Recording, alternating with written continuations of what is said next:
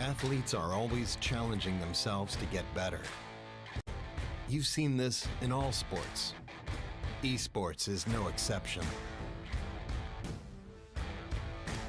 You can never predict the outcome. The only thing you can control is how ready you are.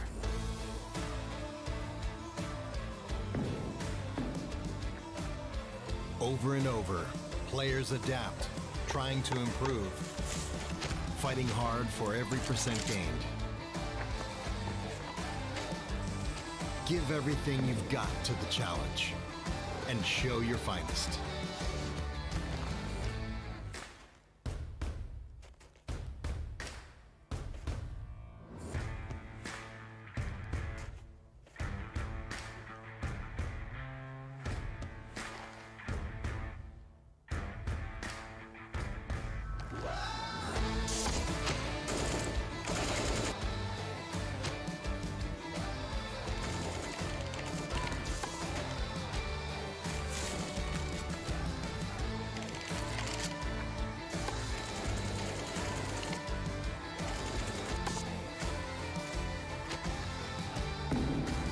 Bring your best out. Strive for perfection. It's our goal too.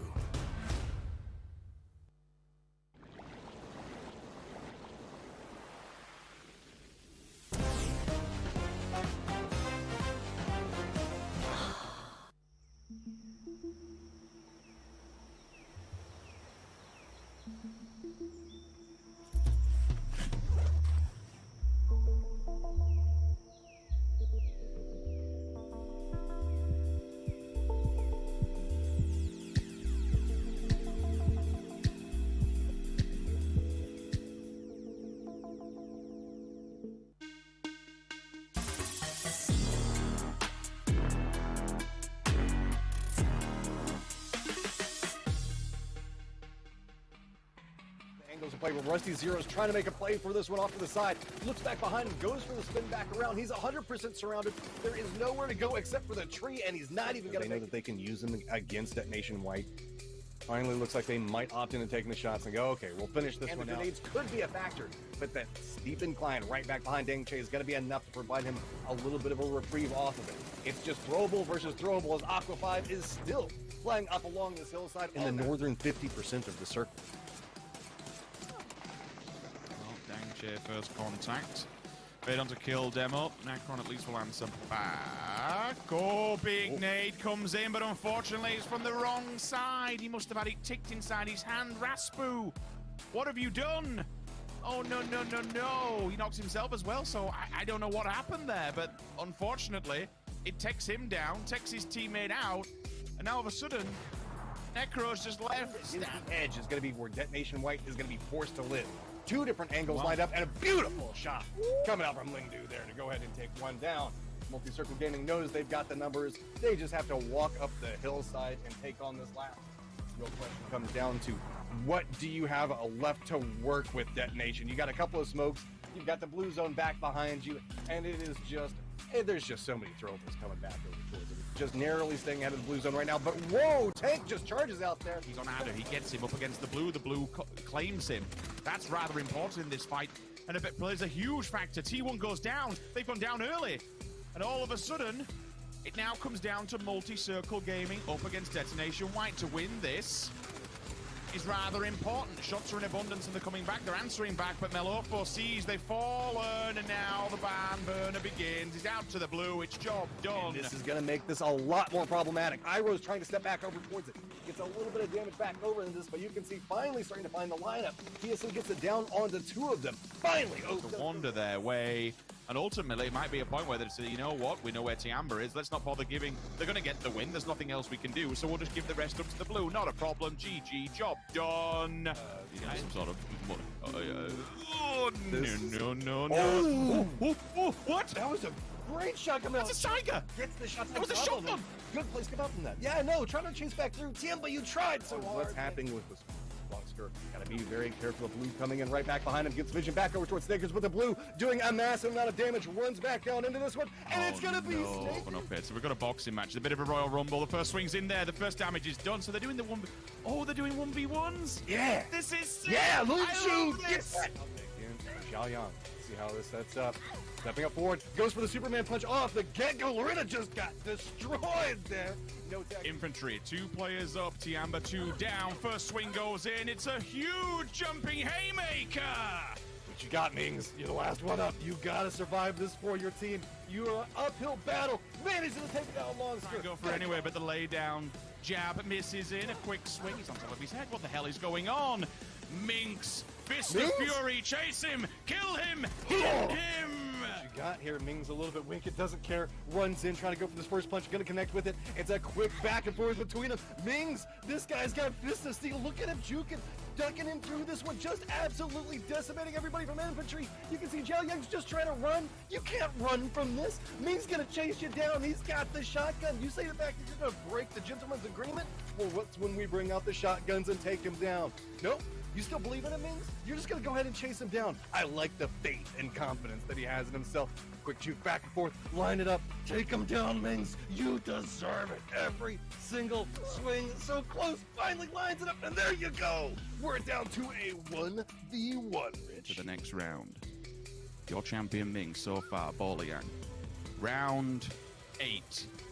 Time to fight. Here we go. Bandages done. Guns on the floor. Ladies and gentlemen, it's the final round. The guns have been sounded. And here we go. Mings first. Punch goes to infantry. Mings on the back foot. Not sure what to do. Does he have any response to this one? The 1-2 FU is about to come through. He's on the back lines. He's running. And it's infantry. Ding, ding, ding. The bell goes off. You guys got blowing the horn, letting them know what's going on. Wookie, you gotta be careful with that one. We saw a little bit of problems just a second ago. Wookie's gonna go ahead and jump out. Hat Caps is just gonna roll by. Relo on the other side of it, and there we go. Those two back over towards the blue zone, and now DA has to just send it, but I think the blue zone's gonna be the winner here. You got your 4 points. You're gonna go ahead and get yourself third, but that's gonna be all she wrote. Digital Athletics hesitation coming out from Day Trade, most notably going to come from the fact that it's a little bit hard to push, but there you go, Flash. Nice, beautiful, bolty headshot. And Lou, you've been holding that angle for a while, but now it's going to be time for Molotovs to come in. There's not a lot of options. Veronica already got an idea on what's going on. Spray's going in towards the smokes. 4 angry men. You don't got any options to work with right now. It's just a matter of when that bullet connects. They did manage to get the res off for whatever it matters. Spray going to go back through. Going to go ahead and get the knock on him and the flush as well. Venonico's trying to spot it out. Finally does. They have to stay ahead of it. Smokes upon smokes coming down right now as DA is starting to get a little bit more authority and a little bit more control towards the center. It's a peek back and forth, but Veronica finds that angle. And yes, Squeaky, you can use the bolt. That works. 1 pan, 2 shotguns. And bolts, because that should be the new meta. And yes, that's why right there, Lou. These two teams, they're now fighting it out and providing a more opportunity for long-range shotgun shots coming out from Rustamar. Lou still looking back over towards him. No, there's too much stuff that's coming their direction now for the range that they have. Digger, our pan hero, is now down.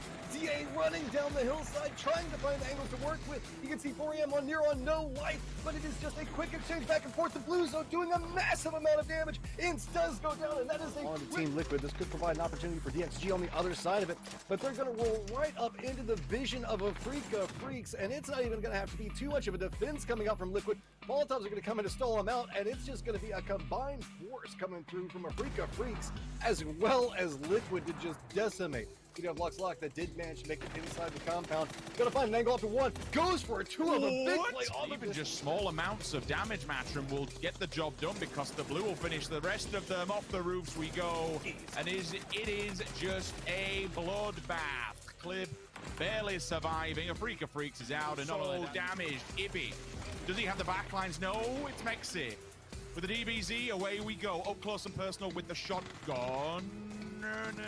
Do you see him? Do you have the info? No. It's actually Xavier to come in and try and put a stop on this one. Ibby's making it work though. 1-2, thank you, and all of a sudden it's into a 1 versus 1. The final player in the circle. It's come down to the very last spot, and it's a Xavier trying to figure out what is even happening around him. Gets his feet back over towards 1. Everybody's lining up, but it is just lambs to the slaughter right now as Liquid is just strolling. Fallen, so 2 versus 1 will now engage. EJ, is this a bridge too far? You're on a hillside on your own, but that nade, it could be fantastic.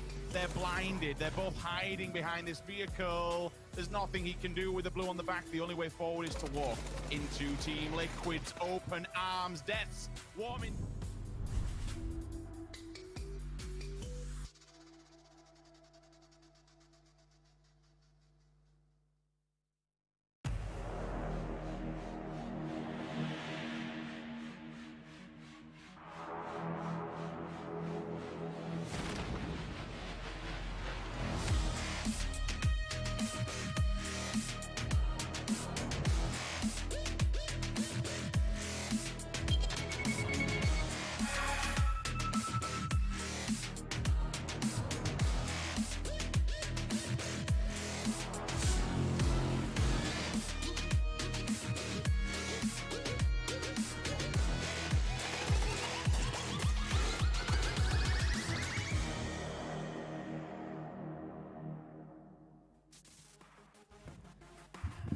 Good morning, good evening, good afternoon. Welcome back to the PUBG Global Invitational S. It is Survival Weekend.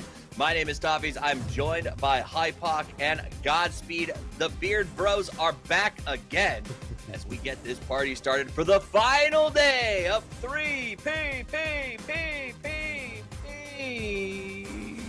Hypoc, I know you're excited about this. It's been a long time since you played 3PP, I assume. And yesterday you studied the games. And I got to be honest, what did you think about the fist fight? It was a personal highlight. I mean, I always love to see people throw down, especially at the end of a particularly hot drop. Look at somewhat like something from a pub game. So I'm all for it.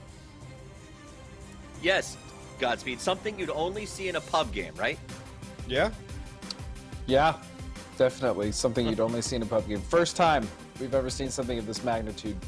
Never before seen. First time we've ever seen a big fist fight before. All right, so long story short, guys, we got 2 rounds to determine who goes forward to the grand final. The grand final is where we split up the prize pool. Each of these rounds, 2 teams are advancing, which means you have a 50% chance of getting paid if you drop out of the airplane, which is pretty exciting for some of these teams. All right, teams that are dropping. Gentlemen, Metagaming. Oh, let's go over the schedule real quick before we get into the games. Yeah. Our teams. Survival Tournament, in case you were unsure, is right there. Today is ending.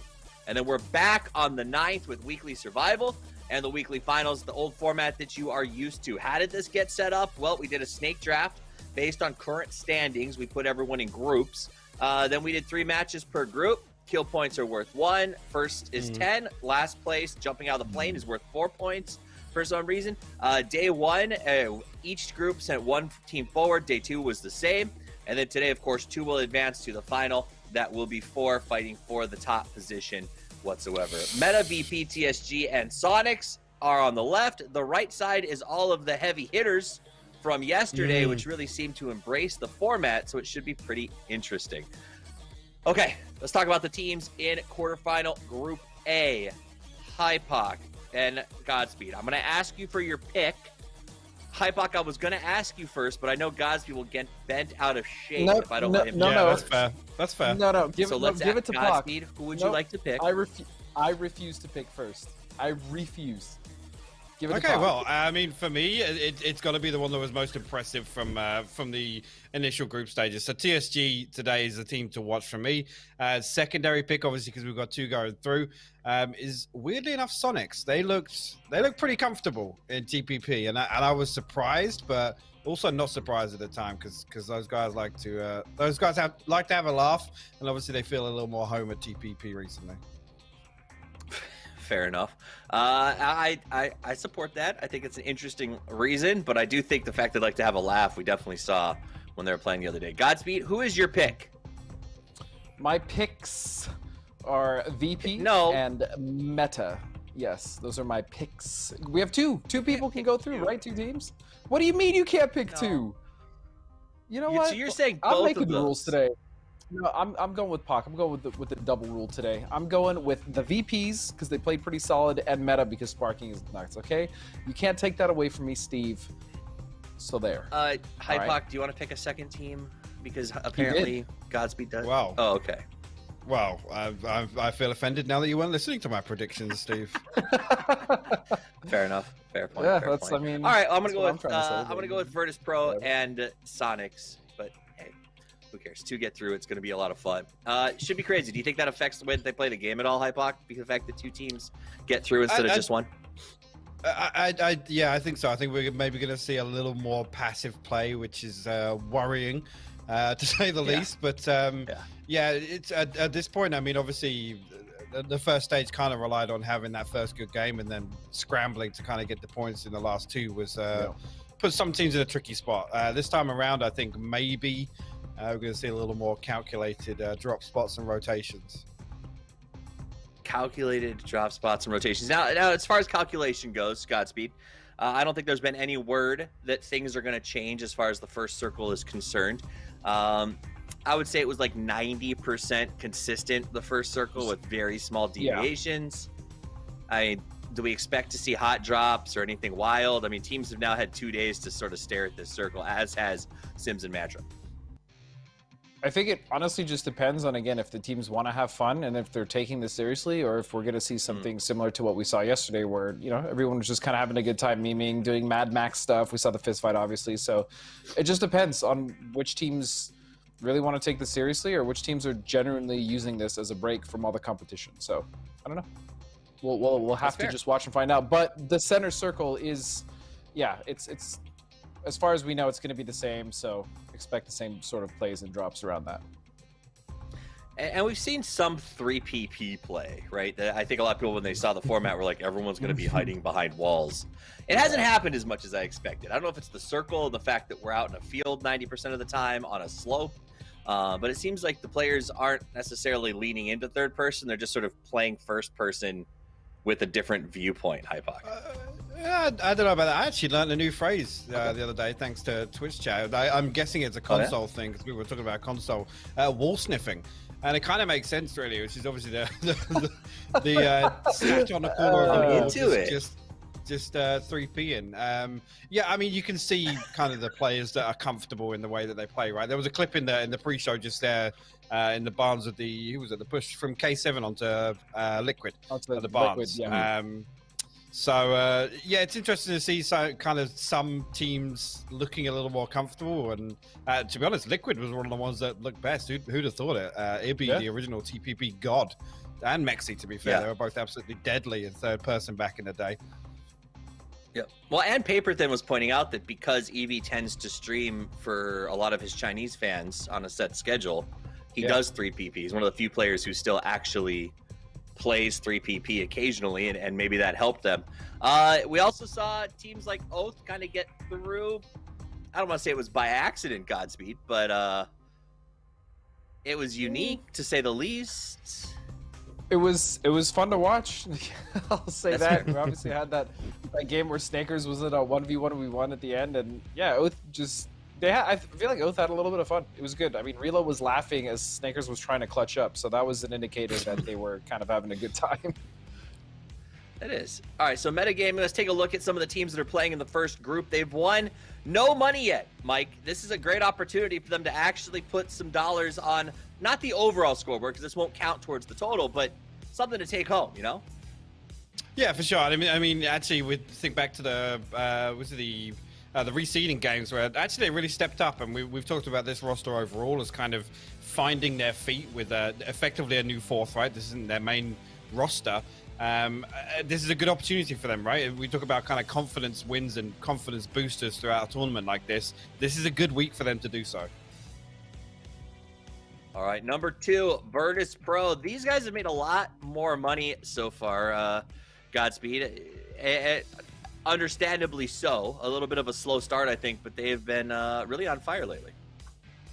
Yeah, Batulins has been making really great calls. I think all events. Spyro has been fragging out of his mind. I mean, all of them have, Haruzen and Lou as well, but Spyro for me has kind of been the star of this team, as well as Batulins. And overall, they had some rough weeks in some of the survivals, but they made it through. And ultimately, they've been playing really, really solid PUBG over the course of this event. So don't sleep on VP, even in third person.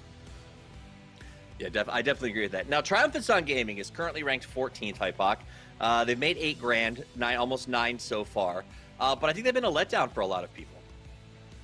They have. I mean, there's been a couple of individual performances from Peng and Sia, notably. Actually, to be honest, all 4 of these guys individually have stepped up at one point or another. But as a team, these guys just haven't gelled throughout the main event. So, again, looking at it in a similar light, right? This is a good mental reset week. You know, get that confidence back. Maybe get team synergy working once again, because these guys have got a lot of potential. They just haven't realized it yet at PGI.S. And last but not least from the group is a lot of people thought the Great American Hope here, Godspeed, the Sonics, were going to be the top NA team at this tournament. They're sitting at 20th at 20K.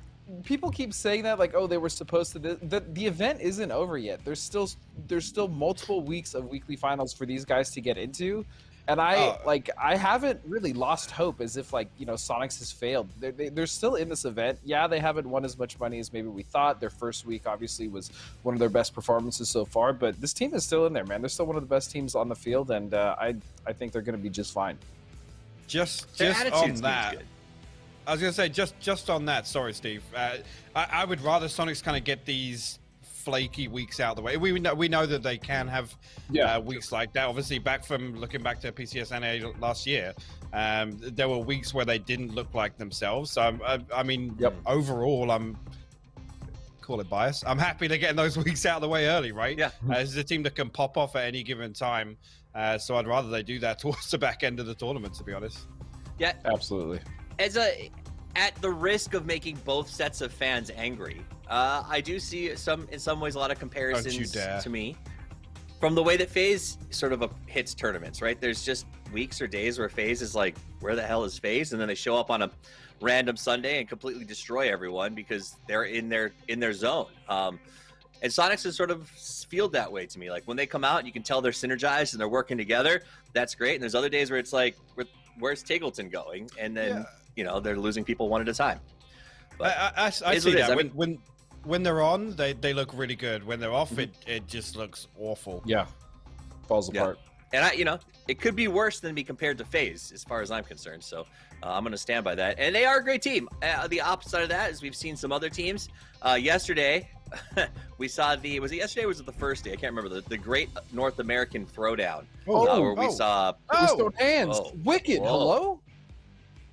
Wow. Who's he I don't know. down? I think he's talking to Steve. I think it was Steve.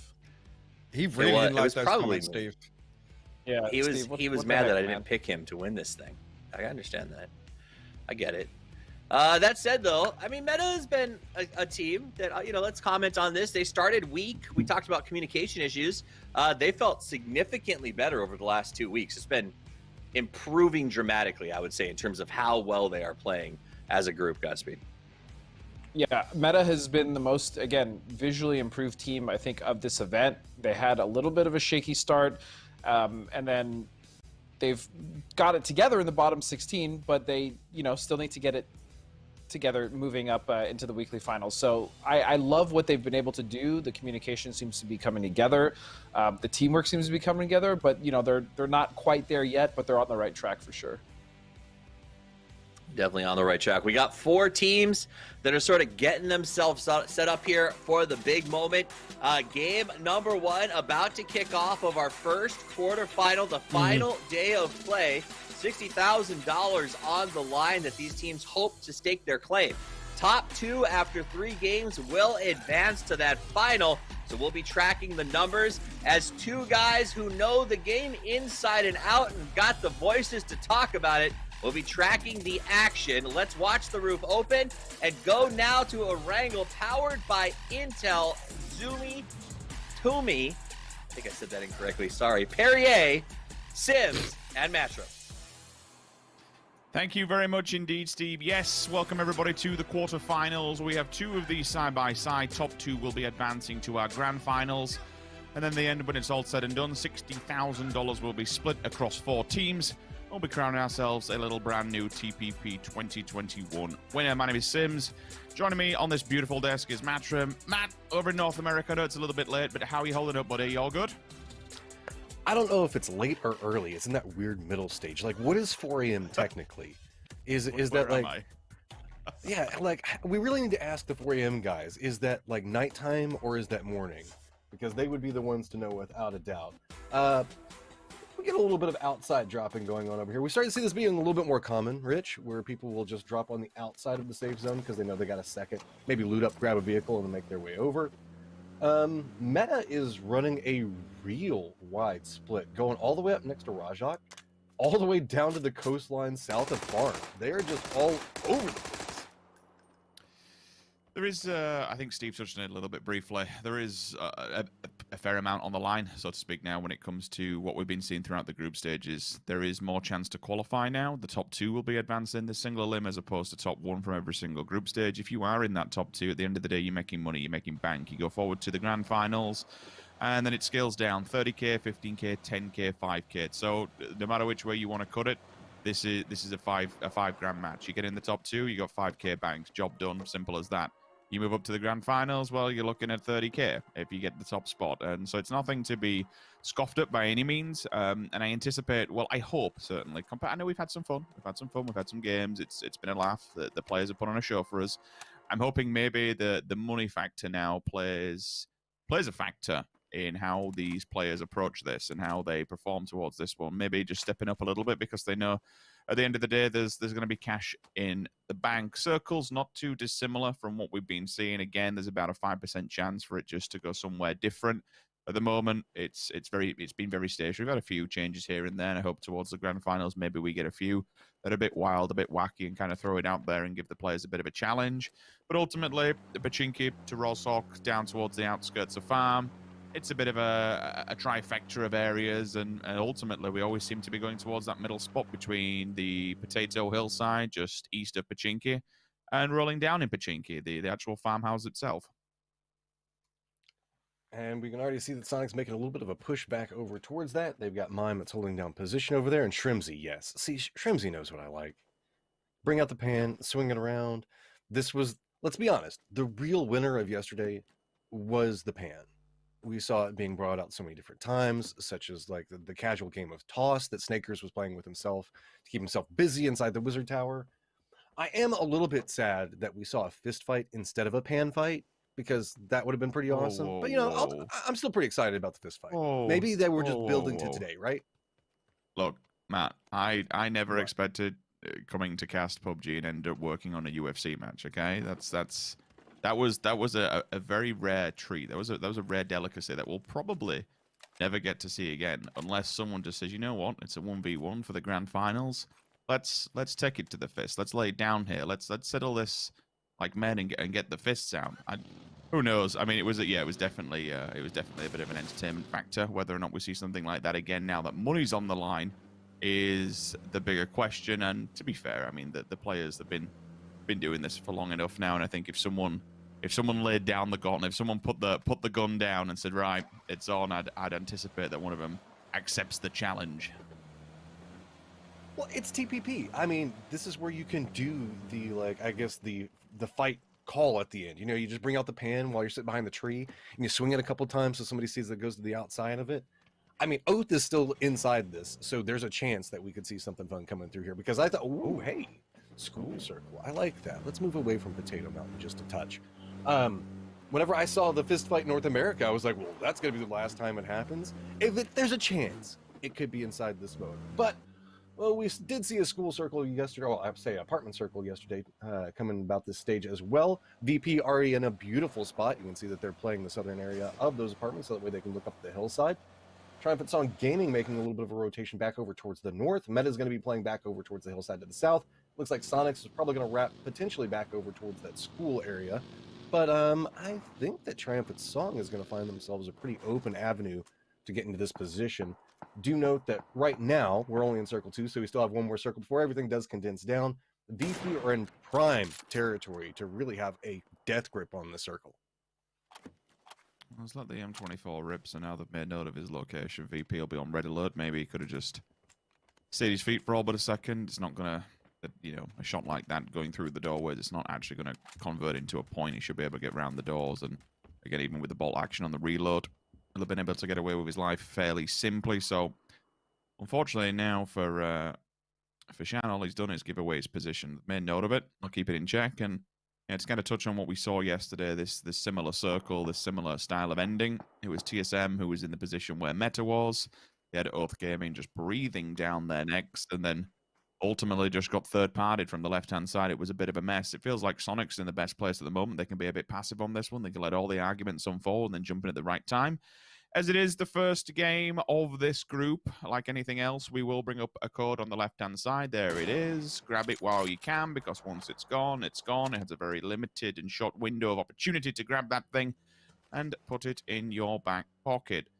We'll have another one throughout today, so keep your eyes and keep tuned in. But for now, they are in a very rare abundance. Every first game, guys. So make sure you have your game open and set. You're going to input that inside the game itself under coupons. So make sure you have that up and ready to go so that way you can input the code as fast as possible. New circle is about to pop. And where are we going to be going, Rich? And it's going to stay apartments. VP Meta in strong positions right now. Nobody's probably going over towards school because that is near on a death trap. So hillside fight or apartment fight.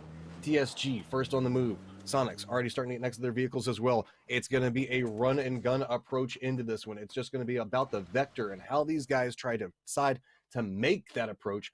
TSG looks like the fact that they're going to be swooping in back over from the eastern area. Sonic's maybe doing a long northern wrap. Remember, from this point forward, once the circle condenses in, it's just going to be going back over towards the center. And TSG looks like they just want to gun it straight over there towards it. Wicked's got this high approach over here, trying to get an angle back over towards TSG. But look at that. They managed to get in position for near on free. While this is going on, you can see Sonics are wrapping back over towards the north. And suddenly VP that had a very nice control point to play from find themselves with some very noisy neighbors. Yeah, VP decided to group up and go into one building, and that's, you know, that's fair play. If you're going to split the resources in a 2-2, it's going to be difficult to hold back a full convoy of vehicles heading your way. So TSG will get in there for free. Sonics also enter the frame, enter this what could be a bit of a massacre, honestly, with close combat, especially eventually when everyone wants to, or has to, is forced outside of the doors by the blue.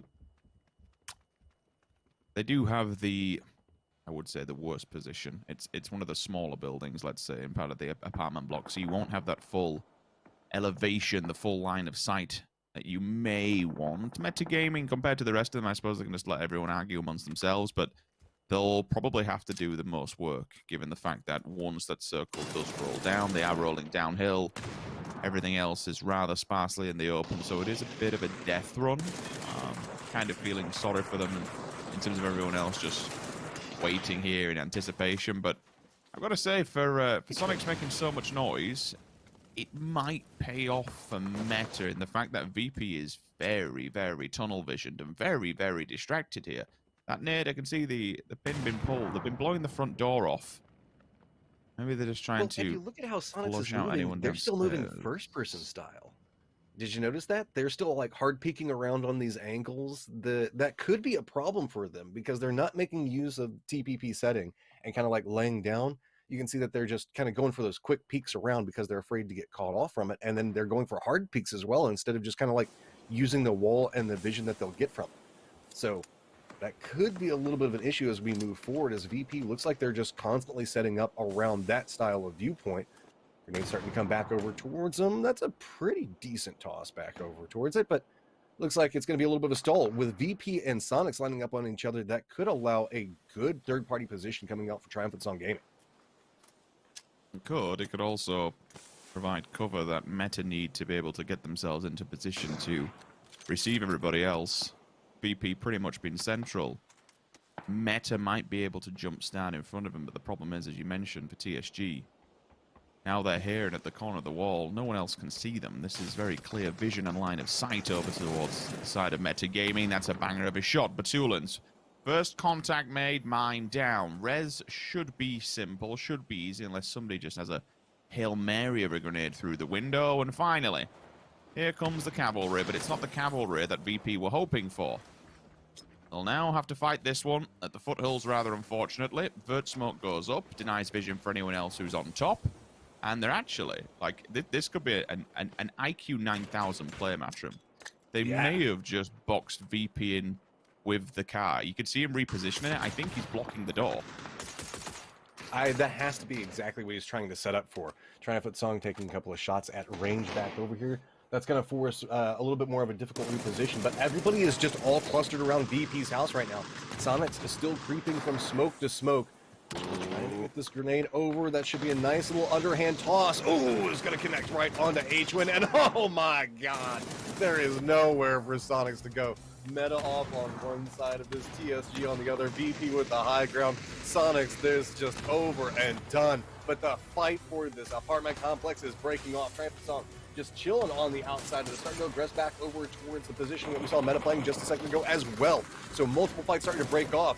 Volibear just rolling back over next to this rock, trying to make sure he takes out the last remaining members for Meta back over onto this angle to get a little bit more movement. Good shot's going to go ahead and get control over that one. TSG still sitting on 4 people up and starting to make their way back over towards the approach for that high building. Now you can see Watchland still playing back over here towards the top, gets the shots back over towards TSG. They have to bring their attention back over. That's going to give a little bit of a reprieve back over towards Metagaming, who's still just trying to hold this low angle for it. They really tried to defend up around this, but Sia could find a really sneaky angle to play from it. Sparking coming alive in a big way. Sia runs up right at the last second, pops it off. 3 kills, and that's going to be Triumphant Song Gaming getting the win.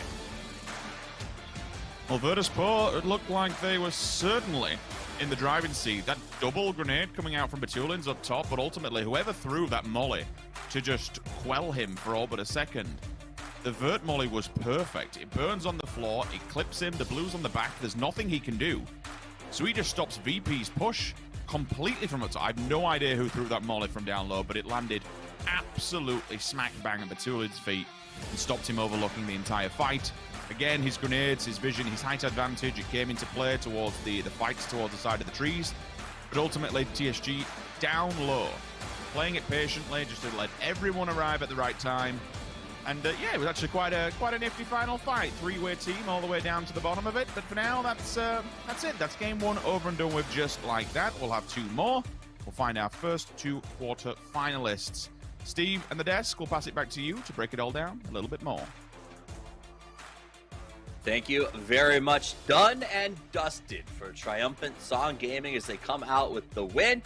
Only 3 kills, but hey, a win is a win. On the other hand, Virtus.pro gets 3rd place with 6, and Meta gets 2nd place with 4.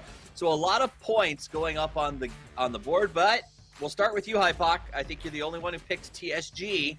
Therefore, you were smart. Yeah, making money moves in game 1. Love to see it.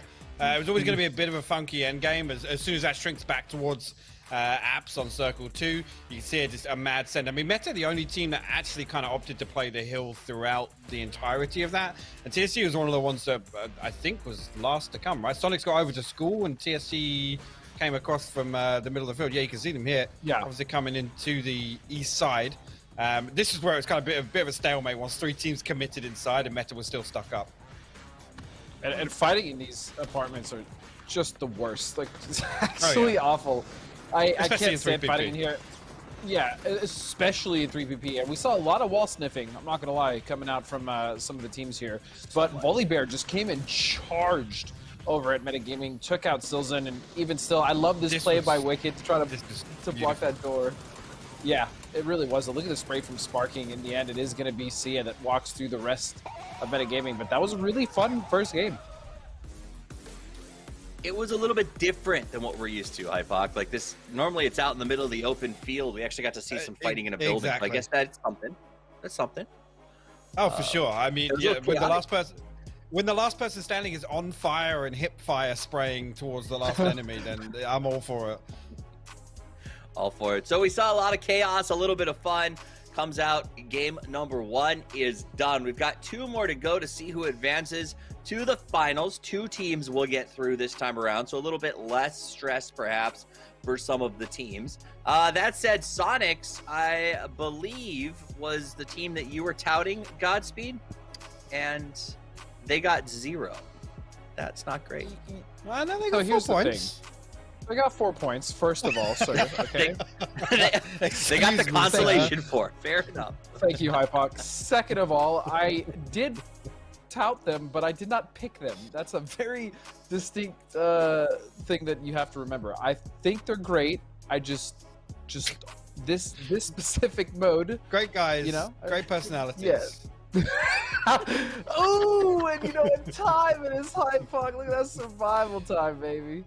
Juicy. Ooh. Go ahead, break it down, Godspeed. Give us deep analysis on survival time. So what we have here is Batulins. Okay, he survived about 730 units, followed by Wicked, who, as we saw just at the end of that game, survived 0.2 seconds less than Sia, who was at 731.6 units of survival. So it was close. It was close. And then Sonics. Well, we all know what happened to the Sonics. Yeah. I can't help but notice that Lou survived less time than his leader Batulin. What do you think attributes to that? Godspeed? You know, I actually just don't know, Steve. I don't know what causes that. Yeah, that's a very interesting little nougat of information. Oh, nice. Fine at nougat. Yeah. It's like the Clean Three sleeves. Musketeers of stats. All right, let's get back to actually talking. Virtus Pro actually played that very, very well, all things considered. It's not an easy one. When you go to the apartments, I'll say this. When I play with friends and somebody convinces us to drop school, and, you know, there's that nobody else goes towards apartments, and there's someone, you're like, oh, someone should go to apartments. Like, I know that I'm not the one who wants to go there. I have no desire to play in the area. I feel like everybody's pretty much the same way. Is there a way to sort of, like, if you don't get that circle, if you don't get the apartment is yours, is there a way to still win that? Or was it pretty much from the beginning, whoever got the circle was going to take that? I mean, it all depends on where that star posts, right? If it's close to your app, then it's great, right? But if you're one of the teams that comes to play 2 of the lower apps in the center, like Sonics did, I mean, TSC actually put themselves in a weird spot coming in from the east side of apps. It just so happens that ends south side, and usually it's those 2 high rises that are the power positions, we'll say. I was surprised actually the VP weren't able to get much more done from the rooftop. They had a lot of time to sit up there. Maybe they were a little distracted, I guess, by Sonic's push. Well, it's time for us to be distracted by game number 2 of Group A here in the quarterfinals. 2 left to play. 2 teams advance to the grand final. Who will it be? Here's your 2 casters. It is Sims and Matro. Thank you, Steve. Yes, indeed. All the statistics that we want to hear. It's different talking about survival time, but I suppose when circumstances like this are thrown into us, we have to go through the lines. Circle, pretty much with a playing path. I like the look of that. Like I think we said this before, my OCD appreciates this. Cutting it straight through the middle, 50-50 in half. The circle is very much open for teams where they want to go. If you want to be seeing no hot drops, this is the perfect opportunity to do so. But as we said before, it's tiny, it's small. The next one's kind of brutal because it throws everyone together and throws everything into the mix. Round number 2, Matchroom, we go again. Still just caught up on survival time every single time it pops up. You can just you can sense the excitement that Godspeed has about this. I just know once we go back into like the regular like game mode, it's just gonna fall off. But I hope at some point like Godspeed just tosses them out and sprinkles them back to us for survival time here and there. All right, looking at stuff, pretty similar. Meta is going to drop outside the zone like we saw beforehand, pick up a couple of cars. Looks like TSG doing something kind of similar as well. Vehicle control being a big factor for these guys. They want to make sure to pick up as much as they can, get those resources. The same old on drops as well as positioning. We are saying that Meta is kind of revolutionary in their setup right now. We've been seeing a lot of teams that are just specifically playing towards the west of farm, then playing like the house setups that are just south of Pachinki, where the crossroads hits. But Meta is just kind of like, I guess, split, like trash farming for lack of a better term. with a couple of members inside the safe zone and the other two playing back over towards Milta and that area. And that gives them a little bit more safety at the earlier stages, but less information to move in. But whenever you got 4 teams, I guess that's not the worst thing, right, Rich? Let us play revolutionary. Okay, we'll roll with that, man. We'll see if it does. Hey, look, I'm looking for anything that's different you're trying right now. to find man. it. You gotta Yeah, give me something. I get you gotta it. give me something here. I totally get it. It's fine, and I'm with you. I think we back up the deep analysis and we roll with it, and we'll see if it does, if it does come into effect later on throughout the match. But for this one, it'd be nice to see going into a quarterfinals final map. It'd be nice to see a Sonics win, maybe TSG falling first, and in that case, we get like a very, very winner-takes-all scenario moving into the final map. We shall see how this next circle favors us, again, or favors a team. It can be quite difficult, especially when the circle goes towards you. But even in the previous round, you could see TSG, they didn't actually commit directly to a building as much as what VP did. They give themselves room to breathe.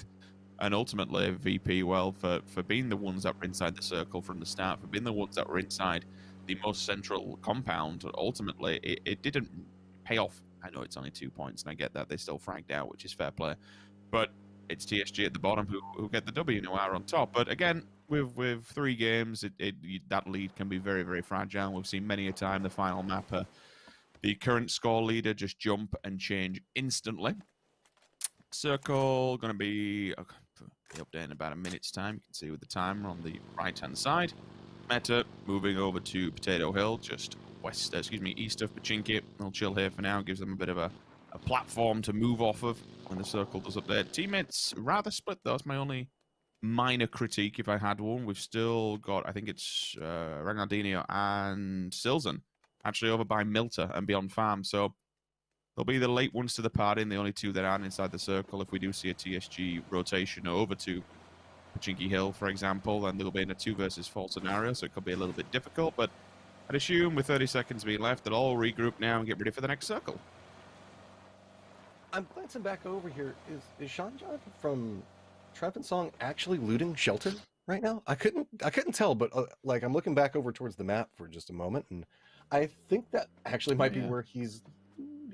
Because he's in the blue, so... Yeah. I don't know what's happening. I think he mistimed his getting out of that, because he's way back over towards the east right now, guys. So you can see, like, Volibear looking back that direction. That's where it's at. And, hey, Badlands circle. And yet again, VP getting themselves a nice bit of positioning. Already on the move. They're going to get first dibs on whatever they want. Well, they got first dibs last time, and it didn't get them the win. We'll see if this one fares a little bit better. Into the barn at the back where they will set up. Something like this, let's think. I mean, you want to be as close to the center as possible, but you... Yep, here he goes. Finally found himself vehicle. This is going to be a... It'll be okay. Just drive for another 2 feet, and then... Dude, he's only got one more. He's only got one more first aid. This ain't working. I don't think he can make that. I don't think so either. He's gonna try real hard. I think he's fluffed it. I think he took too long. It is on. Just look at the blue in the distance, moving ahead of him. It's not gonna happen. Ooh. TSG. Why? Not like this. Not like this. Oh. But yeah.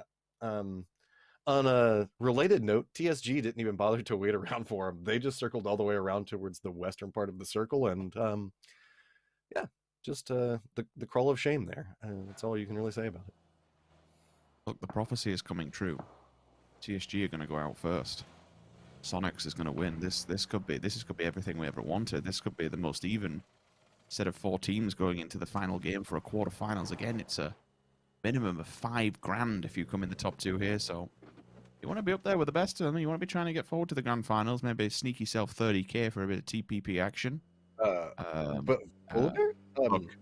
Look, that is, if I have ever seen someone pack up in style, that is it. Foot on the tree, just sitting there. He's got his high tops on. He's showing them off. I tell you what, the TSG aren't having a very fun time with the blue at the moment, because even now this is going to do a boatload of damage, and they're going to have to commit meds to it. There'll be damage coming out of this one, and they can't stop either. I'm so confused. What is even happening with Triumphant Song? Like, the blue zone is just messing them up right now, and that's a lot of resources they're having to expend. So if they get caught into any fights, luckily they get gifted the circle, so that makes their life a little bit easier. Downside is it's a bad land circle, so that means the fact that there's going to be a lot of potential for third-party shots coming in their direction with limited meds now. This is brutal. This is a cruel circle. Everyone thought, you know what, we're happy over here in this compounds. We're happy in the protection that we've been given by the buildings. PUBG just says, no, not today, not on my watch. This is not happening. VP with a wide rotation. But again, for both them and Sonics, TSG and Meta are going to be taking the prime slice of beef here on this circle. There's a good percentage of it which is very, very open. Down towards the south, you have limited amounts of cover. I believe there might be a smidgen of a dip as you just go off the back of the hill. If not, they're actually... Position. I think they're going to have to crash it. Either that or just, like, what else can you do? It's this side in particular. Unless you go closer to the buildings where Sonics is, there's nothing else left that they can really do. And it makes it all that much harder because you've already got Meta and TSG set up for two, you know, lines of sight. There's nothing VP can do here. Ooh, Lou. Do you manage to make it to cover? No, it's going to be Tableton. Right off this. Going to go ahead and get the shots onto him, but Sonic still need to move. They are not inside the safe zone, and now they have the remnants of VP up and in front of them. Meta's also going to have a northern angle back onto how they're wanting to handle this. So, Sonics, the last ones to move. This is going to be a little bit problematic for them. You can see the smoke wall coming out. A little bit more space with this. Maybe see if they can, I don't know, run the gauntlet through it, maybe back over towards VP's positioning. I don't know exactly what the directed plan is, but you can see a couple of smokes that are closer towards the building, so maybe going to try to use a couple of cars as well. Get nice some sight lines for it. H-Win looks like he's just kind of he's paving the smoke road at the time. Just tossing out one after the other to get the car a little bit more cover as it makes its run up through here. So picking up one, and now H-Win, I guess he's just going to go ahead and creep that last little dip over, and hey, now starting to get controllable range. Grenade's going to bounce at an odd angle, not going to quite connect with that one. The vehicle's going to start getting a little bit more messed up, and VP just walks into that last one, and that's going to be them going down. Sonic's now going to have capabilities to maybe leapfrog just a little bit further forward and try to get a little bit more of a centralized position potentially, but TSG has been slow creeping down along a similar path. Seer and Volibear will take a more central position. They'll deny people's movements again because it's so open in here. They can pretty much control this map now. They can control this circle in its entirety. Sonics, however, have pulled up to try and put a stop on the party, but Wicked, Sparking, they're there simultaneously to just put the nail in the coffin for Sonics. It's very problematic. It's all going wrong, and especially with Tickleton just laying down low and hoping for the best. That should be an easy frag. And the last person standing will be H-Win. What can Hunter do on the outskirts? He is behind Meta. The question is, do Meta know this? Snake in the grass. We'll hunker down now until the circle forces it. There's no real reason to move. Take the backpack off. Go on. Go full TPP. Let's get that backpack off. Let's get the secondary weapon thrown on the floor. A nade from Wicked confirms the kill. Peng second bolt action headshot. It might be on the same player as well. So all of a sudden, this is a bit of a movement opportunity. As soon as you get a knock like that, you know that, okay, well, one's down, the other one will go for the res. They've only got 50% manpower. This is time for us to maybe wrap. This is time for us to maybe make something of this. Now, looking at this map, it's like it's a tunnel vision one-on-one fight. Meta have not once looked the way of H-Win. How much of a spoiler can he play in this? I mean, with the numbers advantage right now, Meta is drawing all of TSG's positioning. This is allowing H-Win to have more opportunity. He's got the blue starting to creep up back behind him now, so he's going to start having to do his crawl in just a second. But there is a little bit of a lip that he can play, and yeah, you can see it just towards his right, and he can try to use that. With the firefight that's going to be happening and the amount of the smokes that's going to be going through, he might be able to find himself a little bit of a sneaky position. It's all going to come down to TSG, and if they spot him out, because he's about to crest along that hillside, and see, cresting, oh no, he hopped up, and that's going to reveal him, but the distraction from H-Win is allowing Meta to make a reposition off to the other side of this. So now he's going to go down, but look, Meta has managed to get control over the center and now starting to get in firm throwable range. The only problem with it is the fact that you can start to toss down a couple grenades through that hillside into that dip, and that could be absolute catastrophe for Meta. Sia back on the other flank for this, trying to get a line back over towards Wicked. Grenade starting to come out over towards it, gets the flank back over towards the other part of the team. Quick exchange back over. TSG had troubles galore at the start of this, but they're starting to find opportunity upon opportunity back over towards Meta Gaming. Silzen has to retreat here on no life left. Wicked trying to hold the line up for his team right now, but Sia on the other side of it is just absolutely wrecking everything that moves. Wow. He's just going to step right up into the face of Meta Gaming and take this one with authority. Yeah, there's nothing more really to be said about that. Sia just slapped them. The wrap down low pays off. Meta thinks they're still fighting a fight on their right-hand side and completely leaves the left flank open. Sia swoops in and ultimately just ends them. Like, that's from a team that lost a player to the blue straight off the bat. As a three-man squad, and I mean, to be fair, it felt like a one-man squad at certain top points when we're looking towards the side of Sia. He just absolutely popped the hell off. Oh, that's it then. 2 wins back-to-back and a tank load of kills as well. We have to assume at this point that it's TSG who are going to be topping the charts here. At least have to have confirmed themselves qualification, but we won't call it until it's over because, as Scott Speed keeps saying, anything can happen. For now, to break it all down a little bit more, we'll pass it back to Steve and the Desk team to go over the game. Thank you so much. My name's Toffees. I'm joined by Hypoc and Godspeed, and anything can happen, but not here and now, I think, Hypoc, at this point. That's the second win for TSG and the second place for Meta. Yeah, I mean, it just goes to show anything is possible in these games. Once again, TSG showing, to be honest, just how to play TPP, right? Biding their time, they found the best ridge over there in waves. Kind of waited out. I mean, stopped the Sonics push altogether. It was H-Win that had to try and kind of snake in. I think really H-Win was just waiting on something else to happen, right? He needed an opening to get into that, but yeah. TSG just completely cleaning house, and I didn't see this. Nice. The foot is actually perfect on the tree as well. That's wow. It's a good park job. Sims said it. Yeah, Sims said it himself.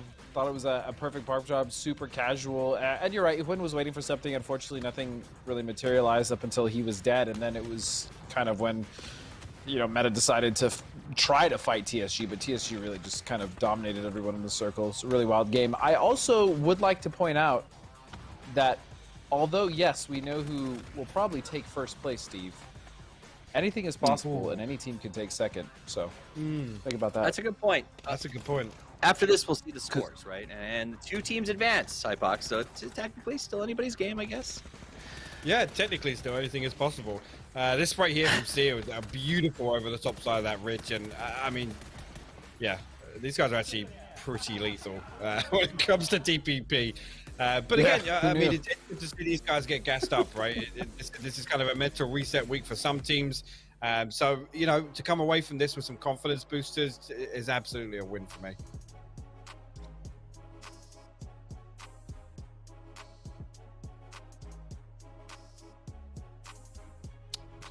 We just settled in there to watch the end of that victory. TSG takes the win. You saw the 4 of them joyously celebrating 8 kills and mopping up most of the points in that match. Congratulations to them, as they will very likely 99.99%, and that's just rough math, advance to the final later today. Let's take a look at the totals. Should be up there. We just looked at the totals. Now we know player leaderboard. I know it's your favorite, Godspeed, so go ahead. You know, there's just something about Sia. Yeah, 737 units of survival, 9 kills as well. I mean, let's be honest, it's pretty impressive. 575 damage. Yeah, Sia's actually crushing this lobby.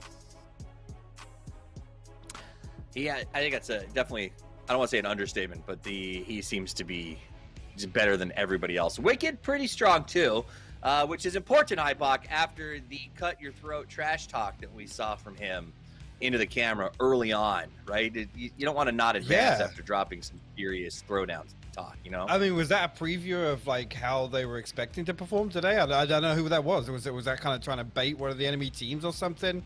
because right now I'm not seeing an awful lot of it, and the facial expressions have dropped considerably. Yes. Look at this now. It's all oh about yeah, the- see, pondering. What's our Yeah, next move, all of a guys? sudden. He's gonna get the tap on the shoulder here to acknowledge the camera real quick. Oh, not this time around. I think that was No, his- he's not.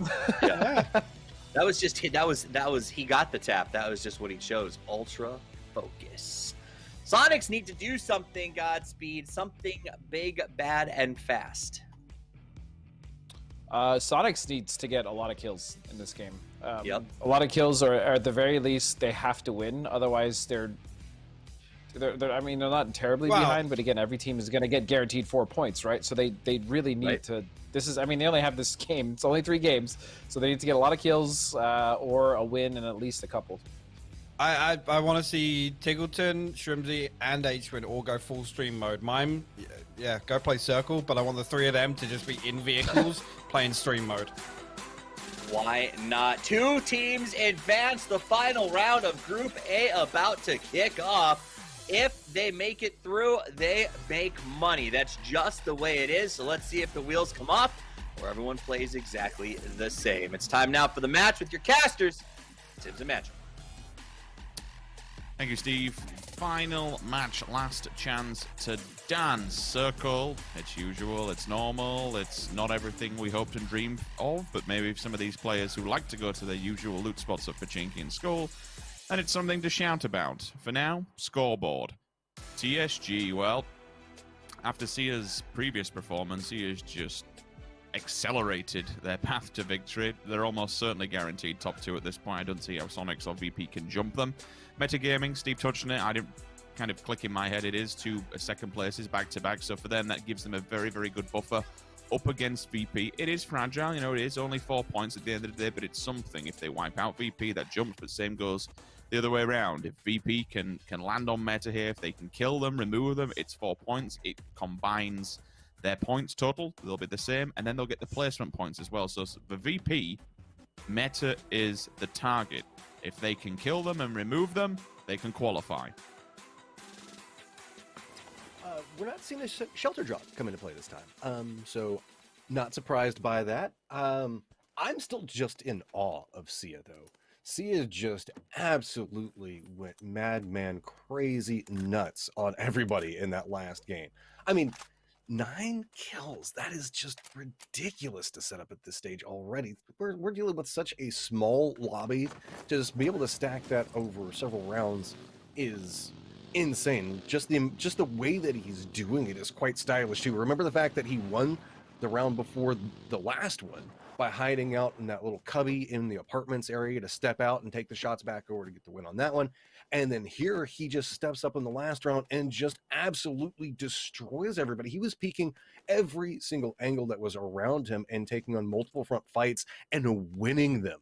This guy is absolutely nuts right now. Do know there are regions, and China's certainly been a strong region that comes from a more predominant third-person perspective. I know we obviously within esports and within the rule sets, within the circuits, everything, the global esports circuit, the bigger picture, it's all first-person. But yeah, third-person is still quite a relevant thing. It's still a massive Eastern community and Eastern population when we look toward the side of it. And some of these players that hail from those regions might do it on stream. They might do it with their community. They might do it while they're just chilling. Like, there's quite a lot of streamers still, when you go on the playlist and you look at it, and they are playing third person, and they've still got thousands of viewers, and it's just chill. You can kind of relax a bit more. You can interact with the chat. You can just kind of kick back. It's nowhere near as sweaty as first person. And love it or hate it, there's still a huge population out there. I know the console side of it plays it for their demographics. So again, love it or hate it, there's still a big community, and people will play it at the end of the day. This is what PUBG was built on. It was originally designed around this one. And for some of these players, they might do it in their respective region. Whether or not Sia does play third person within his own time is a different question altogether. But certainly, you have to acknowledge, yeah, the kid is going off. Rack still doesn't have a helmet at this stage. That's a touch problematic. The looting strategy that they're using right now doesn't seem to be working. They don't have a lot more loot that's in front of them. And I feel like that's kind of why they're jumping around trying to find anything in these kind of straggled buildings off to points. Moving into a fight like this, where VP is right back behind you and having one of your members not even having a helmet at the stage that you might start taking combat, it could be a absolutely huge detriment for them. TSG, though, great games. On the flip side of that, Sonics has been having kind of a rough go. Sure, it's only 3 rounds, and I believe that for each stage of this, so 3 rounds here, 3 rounds here, and then 3 rounds for the final is what I believe that we're going to be looking at. So last chance for the Sonics. And yes, I know, as everybody's been talking about on the desk, and as the running meme goes, anything is possible inside of 3 rounds. So they could absolutely pop off. We saw the fact that TSG did that in the last round, but it's just a lot more pressure. And I think that we kind of saw that on the cameras whenever we were looking back over towards Sonics, where they were kind of coming into this to have some fun, and now they're like, oh, now we got to at least scrap something together. Circle's going to pop, and feels familiar. VP is going to be pretty close to the center, and yet again, going to get first dibs on whatever they want.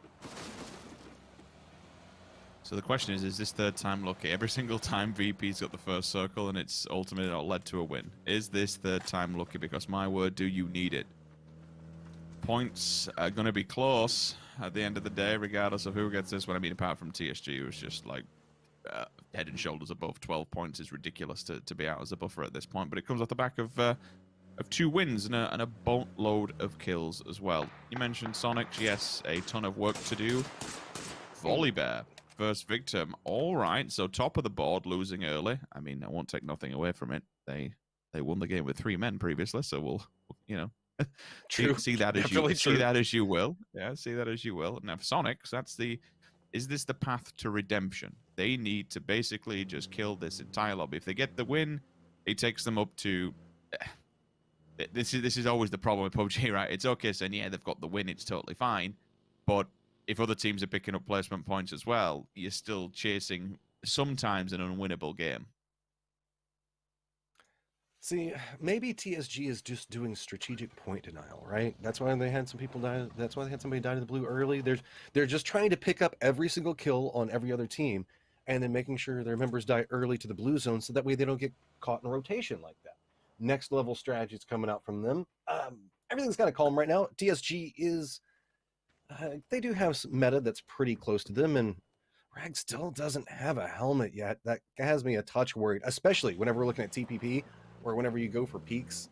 A lot of people have way more vision, and this could be really problematic. I wouldn't be surprised if maybe we see him play one of 2 ways, either very far in the back, or kind of being more of the bullet sponge at the start and being a little bit more of a scout position. So that way, that since he is a little bit more fragile, they might use him for that. So that way, if he goes down, since he's already kind of weak coming into this, it's not going to be as detrimental as somebody that's like saying rocking full gear that could come in, and then he doesn't have the gear to support that.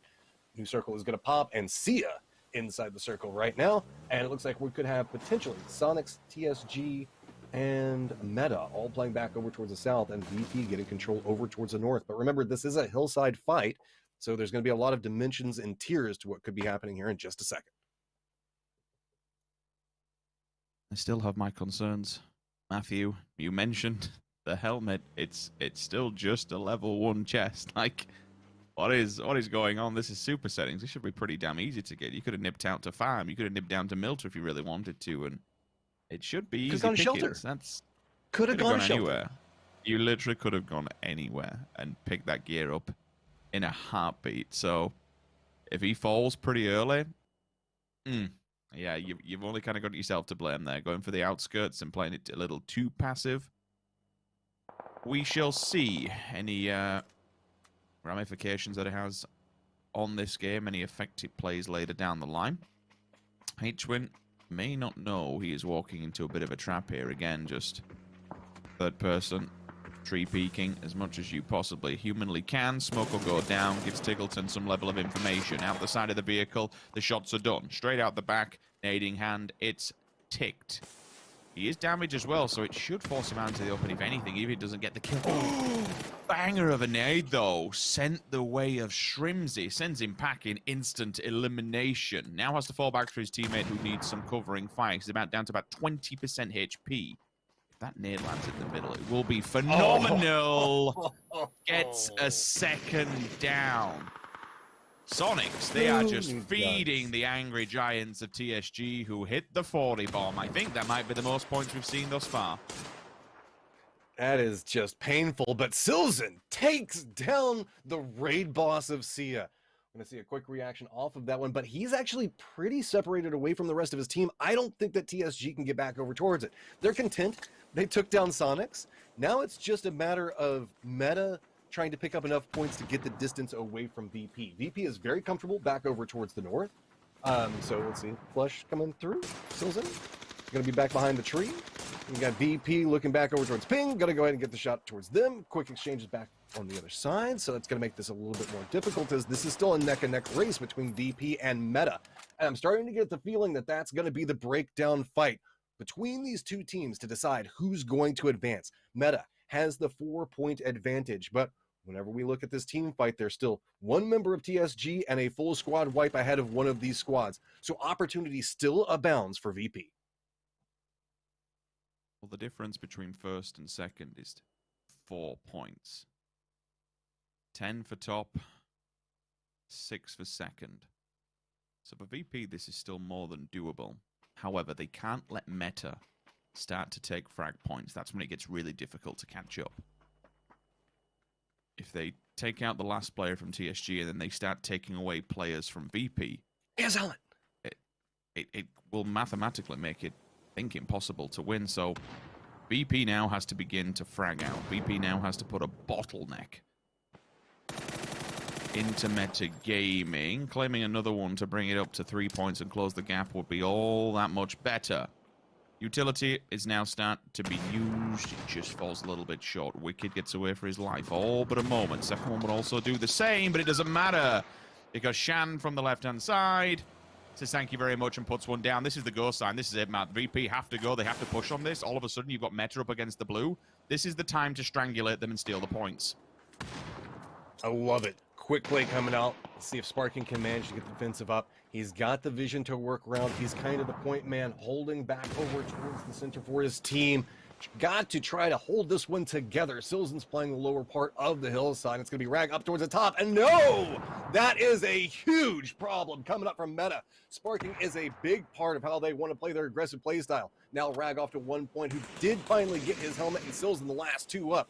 VP starting to creep their way into this one, trying to make a play back over towards it. Runs through, having to dodge the grenades as they come. But VP is just pressing them up against the blue zone. Silzen finally manages to get some work into the side of this. Gets one of them down, looks back over towards the other two members of VP.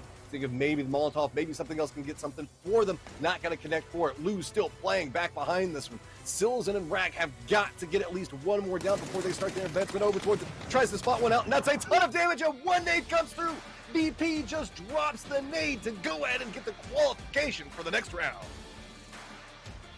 By the skin of their teeth, VP manages to get the nade down, and I think they jumped some in points at the end and get the qualification. TSG are ultimately the winners of this group, but it's all about qualifying. It's not topping the charts, it's just being in the top 2. So from being, I believe it was 4 points down at the start to Meta Gaming, VP jumps them by 5. The final just Hail Mary comes in. Seals the deal for VP and gets the job done. Well, there you go. That's our first quarterfinals game set and match. That's for me a match from at least. We'll move on to the next one afterwards. For now, I'm going to pass it back to Steve and the boys to congratulate the 2 winners.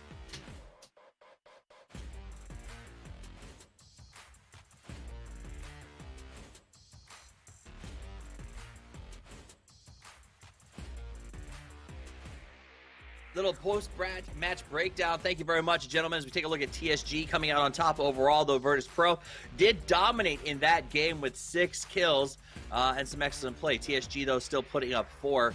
I think there's no argument, Hypoc, that TSG is king mode in this group when it comes to 3PP play. I mean, it was an easy prediction to make. That's all I'm going to say, right? Who did you pick, Dustin? I picked VP. So I mean, you know, Weird. they went through. Yeah. Okay. Yeah, But, but I mean, another. you know. This was actually a really good game to watch. This is a little more lively towards the mid game. Obviously, some of these teams trying to position into the open terrain on the side of the hill. TSG dealing with Sonic very, very handily. Only losing one player in the process. And elsewhere, I mean, it's. Yes, it came down to a lot of nades, but it's interesting to see an end game that wasn't circled around some buildings. TSG just looked comfortable. They just look super comfortable throughout each one of these games. Even when they took that, as you mentioned, Pac, that really weird angle or that approach to come into apps, which was kind of awkward, they were still fine. I mean, they swept the circle on the south side. They wiped out Meta. In this game, they swept out and wiped out Sonics. Like, they just... this just looked like the team that, you know, we've been like, hey, they're one of the better teams. Let's see how they perform. And it looks like it just took all the way up to third-person survival tournament for them to kind of turn it on. And there you have it. Triumphant Gaming gets the fanfare, but both Virtus Pro and TSG advanced to the final round. Meta Gaming, who was in a good spot coming into this one, lets it go there at the end and just can't close the deal. North America, on the other hand, a team that I thought might do well here and was completely wrong, gets 4, 8, 12, only 4 points over the consolation prize number of 12. Very depressing, Hypoc, for that. But hey, good on you guys for both picking one of the winning teams. Congratulations. I mean, you got to hedge your bets, haven't you? You got to make the safe bet and then the outsider. Well, I picked Sonics and Meta, so I'm just going to go ahead and sit here silently and stew over my life decisions. Leaderboard, I know you love this one, Godspeed. You know, I think for the first time, and Pac may not like me for that, I'm going to let Pac hit me with the survival stats. Really? Okay. Well, I mean, Wicked. Actually, no, Sparking. Really? Wicked and Sparking actually up above 710. You'd love to see that in the final game. Yeah, I mean, not much else to say about it here. See, 10 kills, 713 damage. What is the record for the 3-match damage stat? Was it broken yesterday? I seem to remember somebody at about 840. You guys are just staring at me. That's fine. Yeah. That'd be a lot more recall than I am prepared for right now. I do know that Sia is up there in probably the top 5 total kills for players in this event or in this weekend so far. So very nice play by Sia. Absolutely titanium. Gentlemen, we are going to take a short break and then come back with Group B to see who moves forward to the semifinals in just a couple of minutes. So don't go anywhere. Even more TPP action on the way.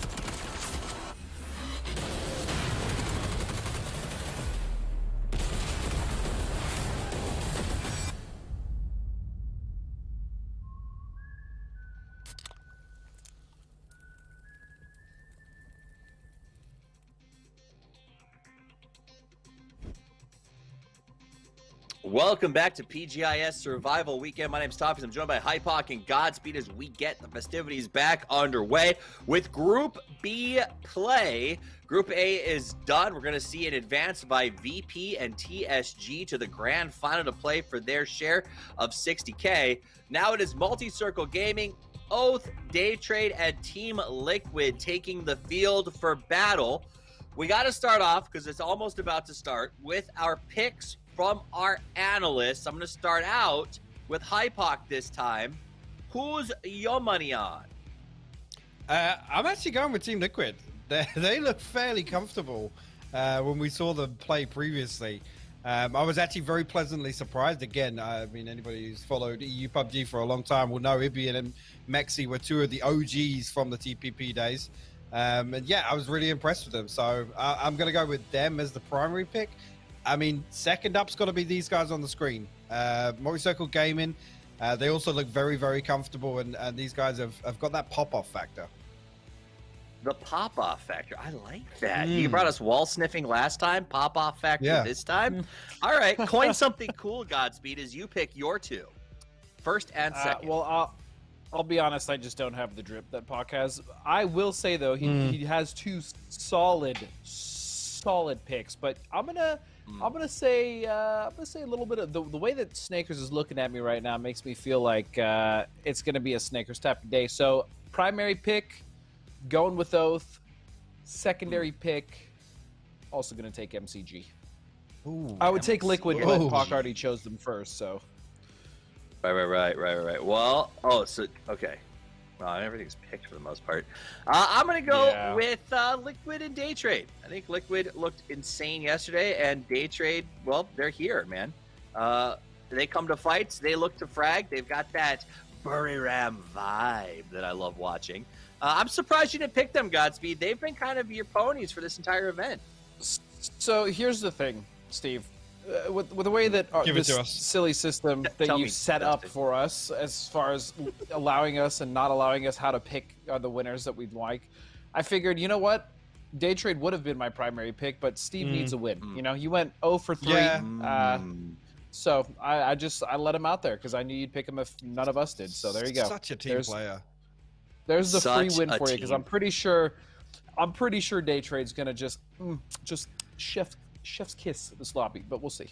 Did you somehow manage to get a third pick in there without telling anyone? He did, is that what he just did, Hypoc? He managed to slip in a third? I think he did. Anyways, Team Liquid is just, they look really great here. Love all of their haircuts, super clean. Clib looking fabulous as always. Yeah, it's a really nice looking team, guys.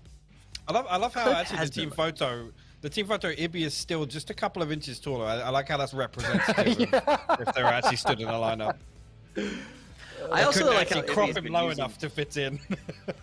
Right. Well, also Ibby's apparently been using the mask period to grow himself a little beard going on. So I'm excited to see that developing over the course of the rest of the tournament. Not quite ready to be part of the beard gang, but maybe one day. As we look back over at Day Trade again, they're going to be putting in some work. MCG. Let's talk about them. You guys both picked them as your top two. Let me ask you, why, Godspeed? What is it about MCG that makes you excited? They just played really, really well when we saw them qualify. I mean, they took control of the zones, and they clearly knew how to kind of abuse some of the third-person angles. And yeah, they're just a really good team in TPP from what we saw. I mean, it was only 3 games. Do you like it when they take control? Like, that means a lot. Like, do you look for that in sort of a This got really weird. Yeah, no, I like. It wasn't when weird until you made it weird, Hypoc. I was not also in that realm of thought, Steve, until he said something. But no, the way that, you know what? I'm just not even. I'm done. That point's just killed for me now.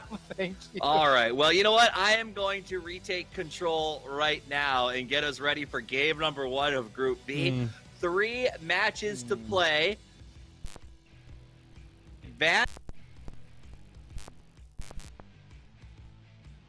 Share of $60,000.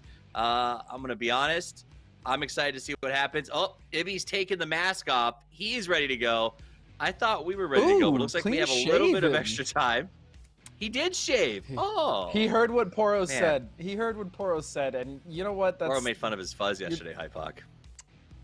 That's disgusting, Really? Poro. You're horrible. Yeah, how does it make you feel that called Poro him made out. fun of someone? You imagine? Yeah, of all the people, Yeah, that's just what happy he's. Yeah, I literally have no comment to add to that. That is it's completely out of pocket. So what? Let me ask you, Godspeed. Hard hitting analysis. What do you think of these jerseys that Oath came to play with? These fluorescent markers. You know, I wasn't necessarily keen on them at first, but I'll be honest, they've been growing on me. I'm starting to like them more and more. That's my honest opinion. Interesting. And there's the trophy. This is not for this current weekend event. Overall, though, whoever wins this thing gets to take that home, which is pretty cool. I'm excited about that, I guess. Hypoc, any final thoughts before this match takes off here? Exciting, very exciting stuff. No, I'm ready to see Liquid dominate once again. Ready for them to flex their TPP prowess. You know, and again, they looked better, I think, than most of the other teams that we saw play yesterday in terms of just being comfortable. And I don't know if that's because they tend to like going middle and sort of holding anyway, and this fits their style. We will see as this thing gets started. We are doing the pan by. You can see the UAZ. You can see the players, the trophies, the stage as we set the stage for the first round. Officially this time. Brought to you and powered by Intel. It's going to be a good time. Stacks of cash are on the line. Let's head now to our casters for this. It is Matcham and Sims. Thank you, Steve and the Des team. Yes, indeed, we move into a new set of 4 teams. We move into another quarterfinals. My name is Sims. Joining me on the desk this time is Matcham. Matt, we need to find 2 more teams of 4 to set us up for what will be a barn burner of the grand finals. My question is, are Oath going to play this for the money, or are they going to play this for the memes? Because they were definitely playing for the memes last time around, and it ended up working out well for them. They're going to go ahead and do the drop back over towards the west. A little bit of a variation of the old tempo storm drop. You know, the whole gap kind of drop over there, loot up, and then make your way in a zone. Team Liquid getting Pachinki. Oh, I'm so surprised. Meanwhile, Day Trade running a little bit of a 2-2 split back over towards Chopsticks and down near Fairy Pier as well. Balefrost is dropping back over towards Military Base. Is this a sign of what we think that Oath is going to be doing? Are we getting the meme games, or is this high strategy? I don't really know. I mean, we saw in the previous... There's plenty of places to go on this one. We saw in the previous round that teams can struggle with loot initially off the drop. It's a rarity, but even hell, like, going towards a fight without level 2 was a little bit disappointing. Hell, even not being a level 1 at one point. The problem now for Oath is that Daytrade is so close to them. Daytrade will take the...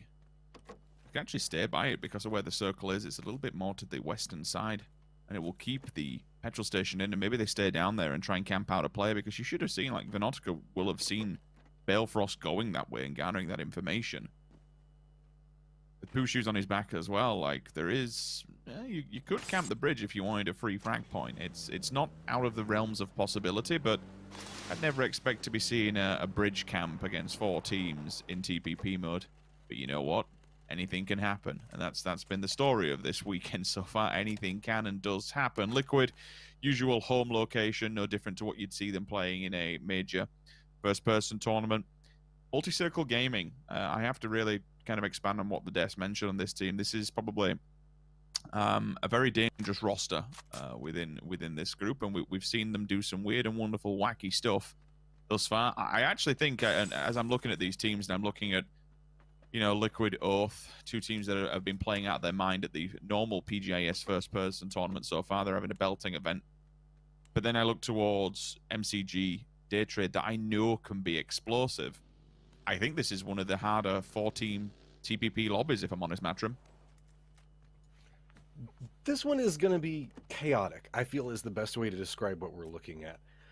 Whenever we were looking through the group stages on the first day, it was a little bit sweatier, and we kind of saw that in the last group. This group, is definitely strong. We saw them get to have a chance to have fun while they're playing and still win their groups. That means the fact that now they might actually have to put on a little bit more of the sweaty pants and see if they're going to try to get something out of it. My question is, has Snakers gotten his pan yet? Is Snakers complete in this mode without having a pan that he can just like randomly throw against walls if he finds himself by himself, or just to occupy his time? I do kind of like this drop outside the zone, loot up, and then move in. The only problem with it is Balefrost, you're a little bit late on this one. And Vanonica, look at this next level strategy, wasting Vanonica's time chilling over here on the western bridge. Guess what? Bale's going towards the eastern bridge. Downside, blue zone damage. So we'll have to see how that goes. It's not ticking too terribly bad just quite yet. Since the first circle hasn't fully collapsed in, it's gonna hurt more than normal, but it's not the detriment that we saw really just decimating teams beforehand. Bale's gonna be a little bit uncomfortable, but he should be able to make it to the safe zone before he just starts having a lot of trouble. The problem is once he makes it into the safe zone, Multi-Circle Gaming is going to be right along this path, so he's going to come in a little bit weakened. And if anybody from Multi-Circle Gaming hears this, they could take a couple of shots over towards him. Hey, Circle's going to pop back over there. Pat Cap's going to find himself pretty close to center. Daytrade going to get a little bit of a reward. And Multi-Circle Gaming, you guys going to do anything to Balefrost? Let's see. I think it's too far for them just to be able to get the audible cue of the bike going by. Like you said, it's not the blue damage really isn't the problem. It's arriving out of the blue and being tanked up for any of MCG just to have a very easy frag point. One bullet, it should be all she wrote, but Balefrost will survive and will continue onward. So health topped up to max. And away we go. If he gets past tank, he should be in the clear on the bike as well. Gives him a decent amount of speed. Teams will now start to set up shop. Both couldn't have asked for a more central position if they try. Tank is getting at some... That's a shot and a half at a distance. No bullets will find their form, which is totally fine. MCG last ones to the circle. Balefrost to a lesser extent, but when the rest of the team in such an amazing position. I think Daytrade have gone for a 3-1 setup, so Flash is actually sat in the buildings opposite O to try and maybe get a different angle. And we saw with the previous rounds, Flash's off angles have been phenomenal. With the bolt action, with the SKS, he's always been a huge detriment to any team that he has managed to sneak behind. And while we get the final team in transition, Matt, I think it'd be good to give the audience what they want, and that's a code. There you go, guys. Go ahead and put in the code right there. That's going to be inside the game client itself. And yeah, I think that the back tire is gone for Balefrost's bike. That means this is going to be a little bit of trouble to outrun this blue zone, and this one isn't as nice as the last one. Balefrost, I feel like this is it for you, buddy. Just go ahead and cut a couple of circles, and Summer's going to try to go for this one. Should be able to pick it off. The blue zone is going to get the knock, but Summer's going to go ahead and get the kill. They were committed to this one. They are now forced to play along the edge, so Multi-Circle Gaming do walk away with that kill point after all the trials that they had to put to try to get it. Now it's just 5 seconds before the next circle pops, and I mean, we're going to see a little bit of variance. We haven't seen a lot happening back over in the circle in this direction in a while, so nice to see something kind of new. Both still in a very strong position, having the only compound inside the safe zone, but there's a lot of this hillside that can be played. If you've been watching competitive PUBG for a while, you know the Pachinki hillside is just got a ton of different places to play along. I don't know if it can support 3, though. Like, well, I'm going to say it can't support 3. You'll have Daytrade who kind of come in and roll off the back of it. They need to work their way up because it's rather open. Liquid can hit the backside, but in front of them all, it's like you get this amount of land, and that's basically it. When you go up and over, you have to fight MCG. There's no way around this one. And then if Daytrade starts to walk into the third party, which is exactly what they're doing, this cannot support 3 teams. Someone here will have to die, unfortunately. Someone here will be a catalyst and just get caught up in the complete madness. And the thing is for Liquid is that the stopgap is that they can't go back. If they do, then Oath decides to really get involved in the third party. Relo is punished. I don't know why he was leaving. If I'm completely honest, he had a decent compound. Maybe try. Oh, that is just sneaked away by Mexi. 3 point. goes the side of Liquid. Tank, you realize there's players in front of you? You absolutely do, and this man has no fear whatsoever. Absolutely no fear. Response comes in, and I don't know how the man's alive. Got away with it, and this is getting a little bit problematic because on both points now, Team Liquid's finding themselves in a little bit of trouble. Multi-Circle Gaming just no fear, so perfectly content to take a couple of fights. I like how we see Evil playing the rock up towards the top, trying to get a little bit more information for this. Liquid looks like they should be able to get this res. I believe that Clib's in position back over towards it. Multi-Circle Gaming not wanting to make the push just quite yet. Day Trade is also moving up the hillside on the other part of this, maybe trying to look to see if maybe they can third party in the fight that they hear going on. All of this is going to be favorable for Oath, though, as while they did lose 2 members early, all of these teams having to fight along the hillside is just a sheer benefit for them because now they don't have to contest that until a little bit later. Up on the top of the hill, you can see it's going to be Multi-Circle Gaming trying to get a little bit more control. Day Trade, though, creeping up slowly and steadily, and just look on the mini-map. Everybody is just clustered all on top of each other towards the southeast. This is going to be the point where the circle is going to start moving in towards the center, and all these teams are going to have to fight amongst each other. Only issue is that Oath is kind of a little bit of an outlier, so let's see if they decide, yep, they're hopping inside the vehicles. They're going to make a little bit of a move in. With everybody kind of caught up on this fight on the other side of the hill, though, it's just going to be Day Trade that's going to have the clear sight lines back over towards him. Lingdu does get vision back over towards Clib, gets the knock onto him, and this is just turning into being a little bit more problematic, as now Mexi is the last one up for his team and not in a good position to be able to get any reses off. Vinautica, though, looking back over towards Oath's position and starting to get in grenade range. That's going to be a little bit of a hard grenade to hit down on that steep incline, but if it does connect, that could really tear apart Oath. So that's why you're starting to see them separate out a little bit more, so one grenade won't be the doom of the team.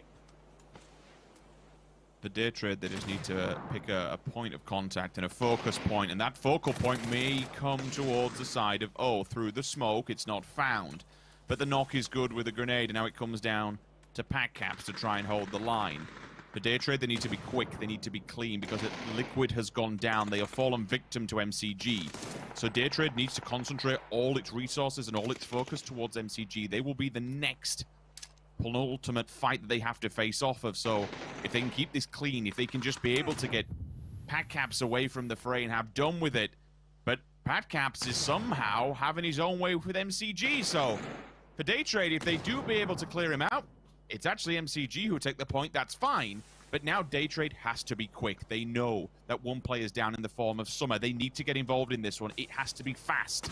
Because once Summer's back on his feet, MCG becomes a real problem then with one player damaged up and tanked as well. Evil Lee tries to become an anchor point. Try and throw down the fake smokes to really force Day Trade's opinion of a fight over towards him. The call is answered though. Nurin steps in, Evil Lee steps out. There's no resuscitation there in my opinion. The instant confirmation of death comes his way. Now we look towards Shoes. Tank on the left-hand side, all of a sudden caught off guard. Lingdu comes in. Now we're all tied up, I believe. A 3 versus 3. Tank gets caught with his pants down, but the 1-2, thank you. Bait and switch comes through. Summer in the smoke, still the 2 versus 2, but instantly is dispatched. Nurins is there to answer. Lingdu, you have to clutch this up. This is going to be hella difficult. A bit of information will come his way from his fallen comrade, but ultimately it's Day Trade. Topping the board, starting off strong like they did in their qualification round. Plenty of frags in the bag. They move through and then they move through MCG. It's a job well done, and Day Trade will take round 1. They just kind of made that look easy. At no point were they in a stressful position. I mean, they did have to try to contest against the teams that were surrounding them, but it was just, comfortable, if I had to say anything. By comparison to what we saw going on with some of the other teams, most notably the fight that along the hillside with Liquid and Oath, it was just a very chill game coming out for them where they managed to get the points that they, to start this one off, to get them a very good position to move on to the next round. Keep in mind, we still have 2 more games though, but we're going to throw it back over to the analyst desk to give us a breakdown on that last round. Thank you very much, gentlemen. Day Trade is here as they come in with first place. Big brain choice by Toppies. 5 kills, stepping it up and playing very, very well as we look at them here. 80% of those kills going to Nurins as he just nourishes his team. It was beautiful to watch. MCG, though, coming in second, also with 5 kills. Both of you picked MCG for various reasons that you explained to me in the green room. And I wanted to get you to reiterate a little bit more about why it is that you truly believe that MCG is a team, Hypok. I mean, it just comes down to comfort levels, right? When we've seen these guys play, some teams, some players on these teams maybe don't feel as comfortable as possible. This was probably the highlight of the game for me. This is just like hunting at its finest. Then Bale loses back wheel, and then the entire time he's taking this blue damage. He's just literally being stared at by Summer. Spin down here, Summer's just like, oh, thank you. Well, it had been Lou as well, I'm pretty sure, who popped that tire, right? So Summer knew that someone would be coming late. That grenade, by the way, was out of control good. I mean, it was right on point. Nurin's being devastating. We also saw Pat Caps trying to do the EB, the classic jump in the smoke, but it didn't end up working for him as, Daytrade just molly-whopped every team in this lobby. Good game for them as Daytrade comes out on top, looking happy, going to be excited about getting into the money. If they get one more game like this, it should not be an issue. Only 3 matches to play, so you got to put those points on the board early. Now, a team that at least 2 of us, but I think secretly all 3 of us, were thinking would do better in this one was Team Liquid, Godspeed. They didn't do very well. Yeah, that's one way of putting it. They managed to get 1 kill point, but it was a little bit of a struggle. I think as well the one thing we've noticed more so in this little survival TPP event is utility, especially grenades, has been even more deadly than what we've seen before, and Liquid definitely fell victim to a few of those. But hey, they have 2 more games. You know, anything's possible. So looking forward to it. Player leaderboard coming up here. I know that you you've been tracking survival time throughout the tournament so far, Godspeed, because of its impact on the final results of the game. So yes. What do you take away from the initial survival times here? Relo, 492.1 units of survival. And that's just not, it's not really meeting the cut. Balefrost, my goodness, 401.4. I didn't even see that. These survival times are not looking good for the Oath boys. For a couple of units, it's sad to see them get so few time units. On the other side, MCG doing a good job of spreading out those kills, where it seems like Daytrade is leaning very heavily onto Nurns for the carry, Hypok. Yeah, I mean, individually he's looked very good throughout PGI.S, so no surprises there.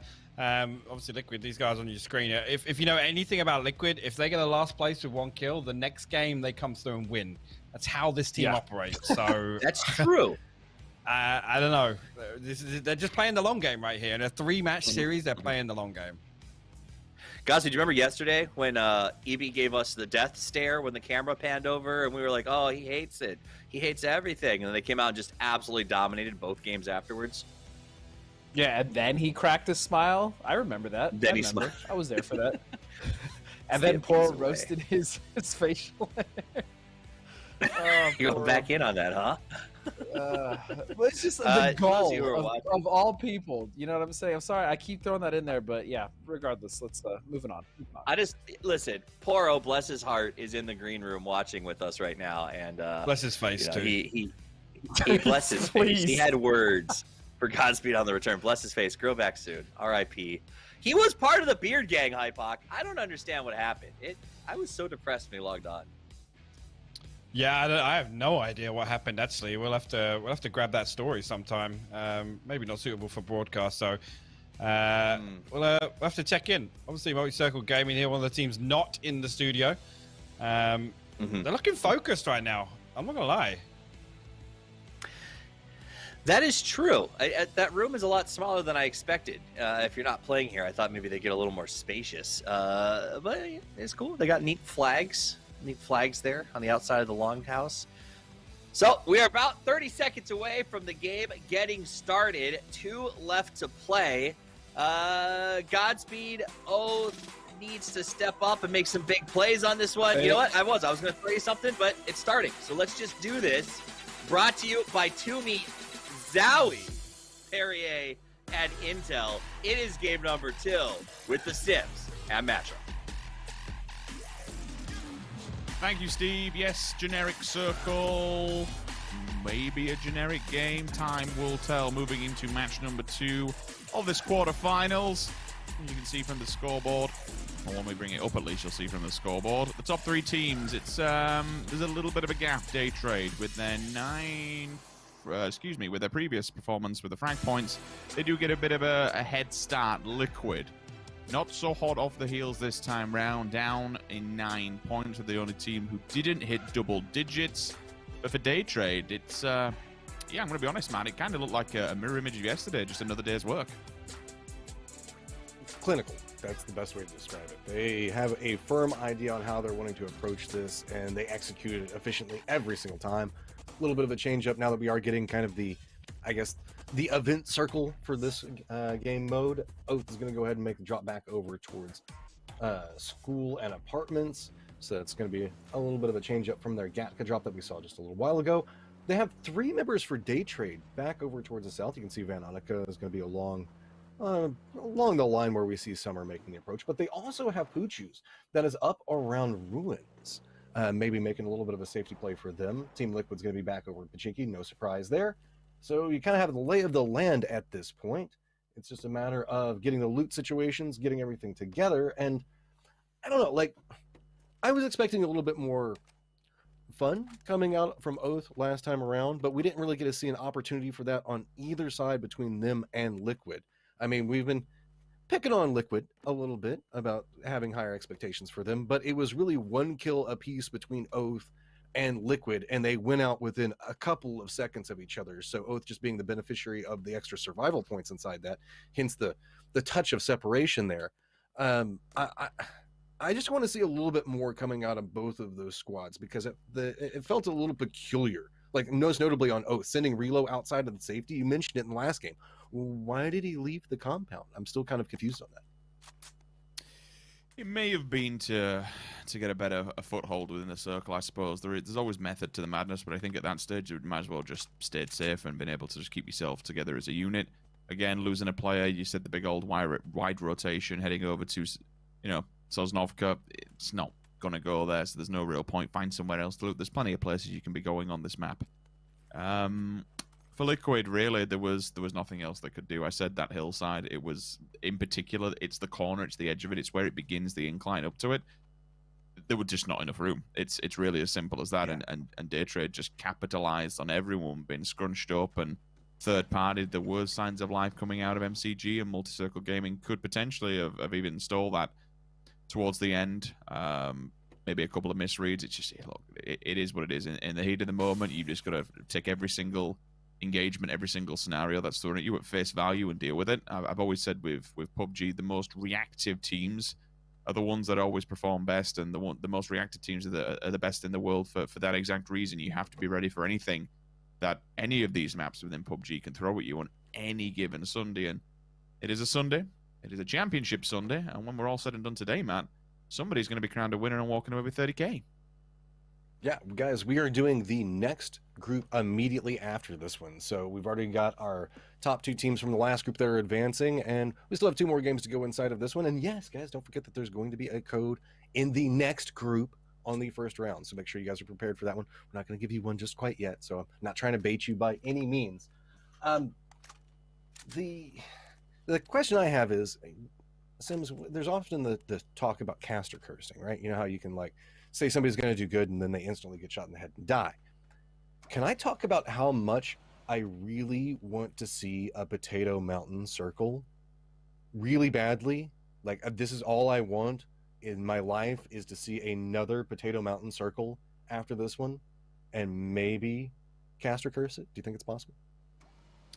I think you can have a go, because I don't think I've seen one in my career, and since we got Erangel version 2 remastered, remake, whatever you want, it's not come through. Maybe the next game, maybe the next game, but we've not really, and it's sometimes a little bit disappointing. And when you go outside of prison all the way to the other end of Erangel, and we get endings towards there, it's all the little new areas, little new additions that we still don't really ever get to see come into play. And I swear by it, like, how many times we used to have back in the day, airstrip endings towards the wall, down on Sosnovka Military. You just see people snaking on the wall side. Like we've never seen airstrip come into play, for example, and I think it's to do maybe because some of those little bits of water go a bit deeper, and I'm assuming it bounced away from them. But yeah, I'd be down for Potato Hurl. Anything that shows us kind of new additions towards Erangel. Again, it's nothing new if you're a PUBG player. This remaster happened a long time ago now, but there's still areas that were added that we just never get to see come into play. It's kind of the nature of the beast. Poor Zarky. One day, Zarky, you will get the love that you so desperately deserve. All right, guys, everybody's just rolling into the zone. I know it's been a little bit more of an overtalk section, but nobody really is even in vision of each other right now. We do have MCG that's going to be playing back over on Potato Mountain. Oath is separated out a little bit from school. Clib is playing back over towards the east, away from Pachinki on the other side of the fields for Team Liquid. And Day Trade has moved closer to Pachinki and is starting to venture some eyes that direction, but nothing really big happening just quite yet. Although with the setup and however all these teams are presently functional, it's going to be a couple of shots. And I was going to say that, but okay, Flash, I know that you guys were scouting this out a little bit, but look at it this way. You got the information you wanted to know. Is Team Liquid still in Pachinki? The answer is yes. You now know that.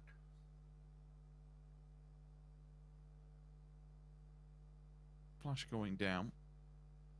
It's at least opened a small window of opportunity for Liquid to maybe make the way down to poor man's Pachinki, try and take this away, but it all depends on that next circle. Like it might not even be worth going that way with Clib and Co.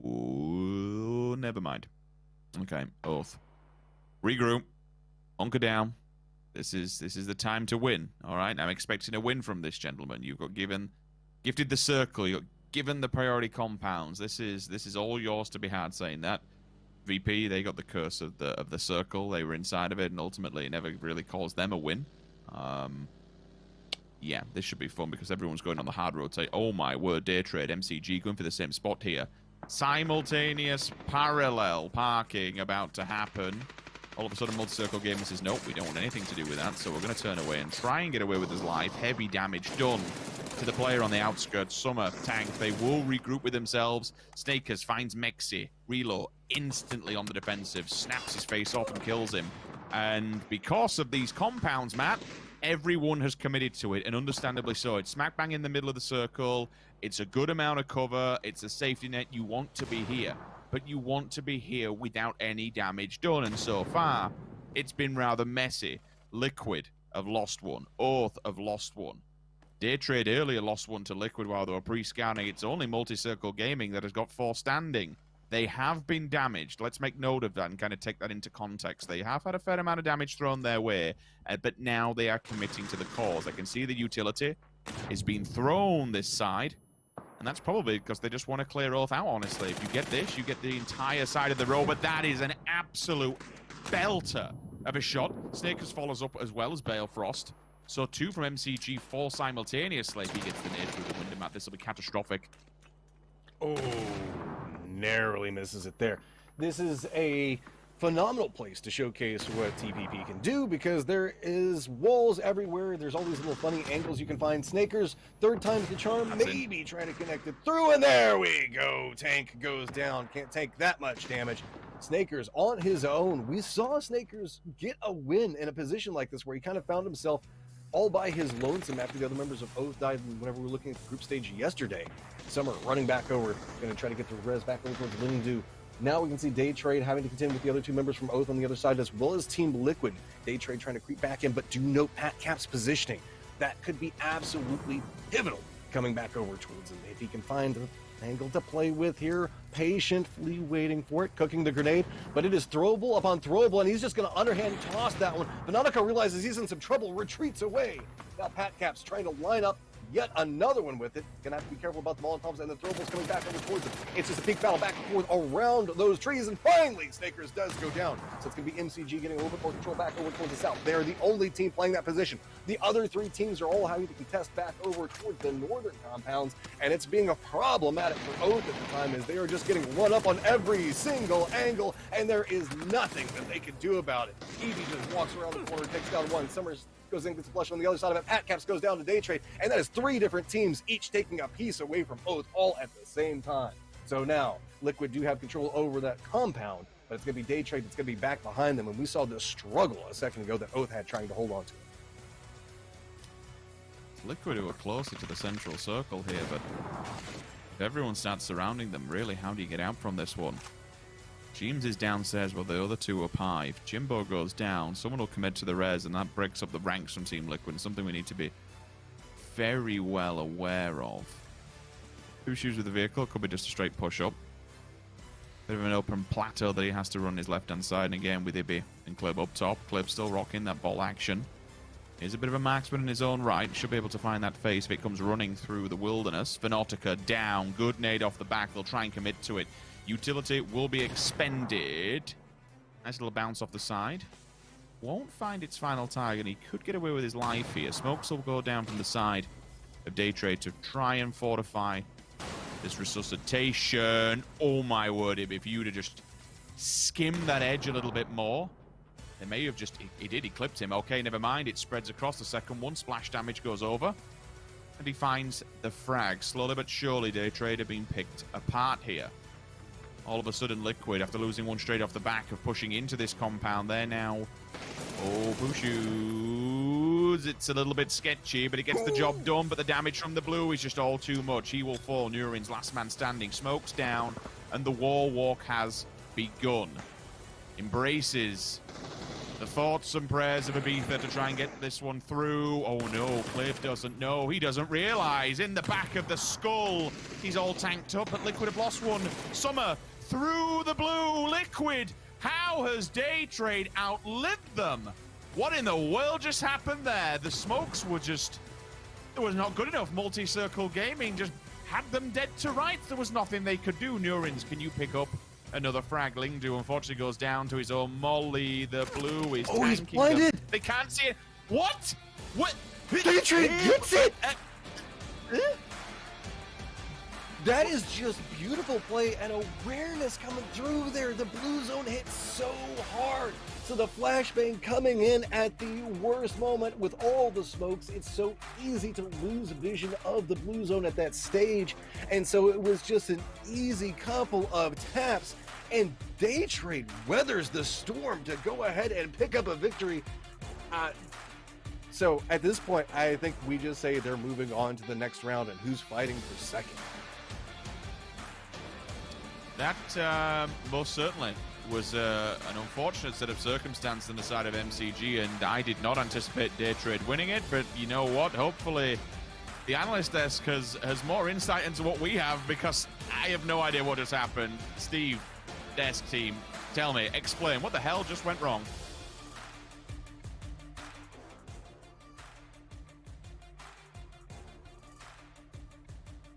I think what went wrong is they tried to fight Day Trade. Day Trade wins here.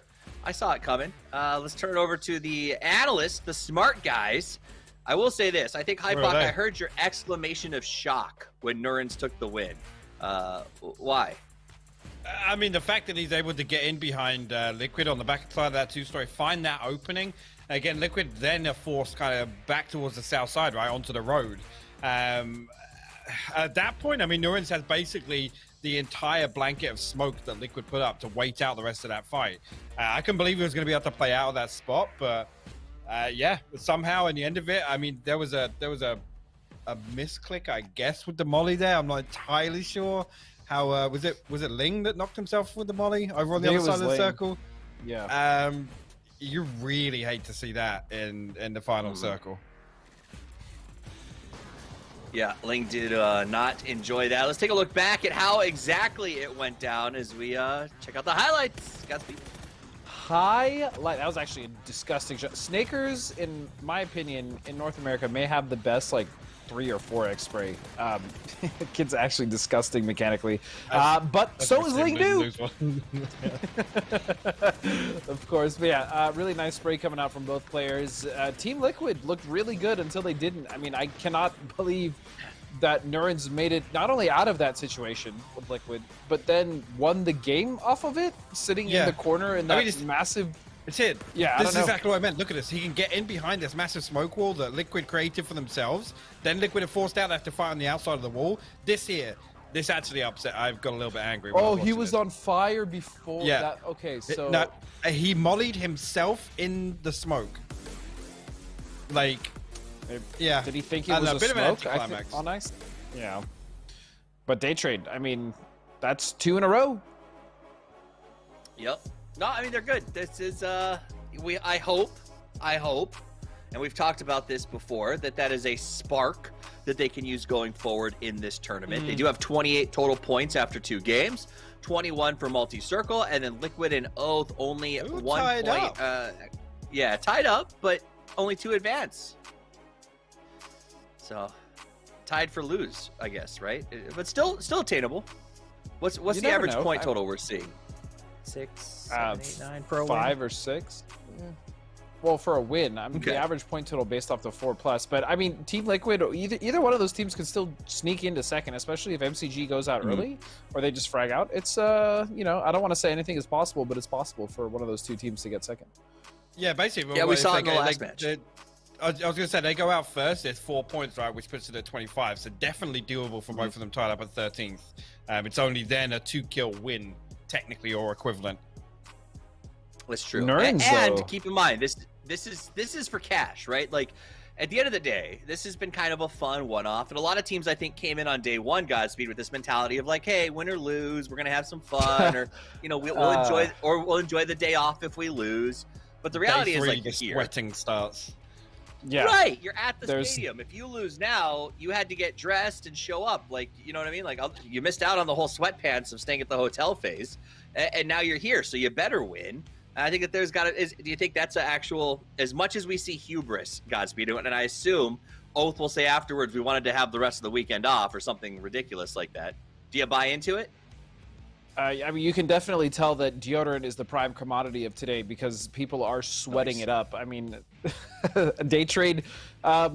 So far, day trade has just looked really, really good. Even in that little scuffle at the end. And Liquid, to be honest, when Pac made that prediction, I thought he was spot on. I thought Liquid would probably be leading this lobby, but yeah, Liquid has not. It's been a little rough for them.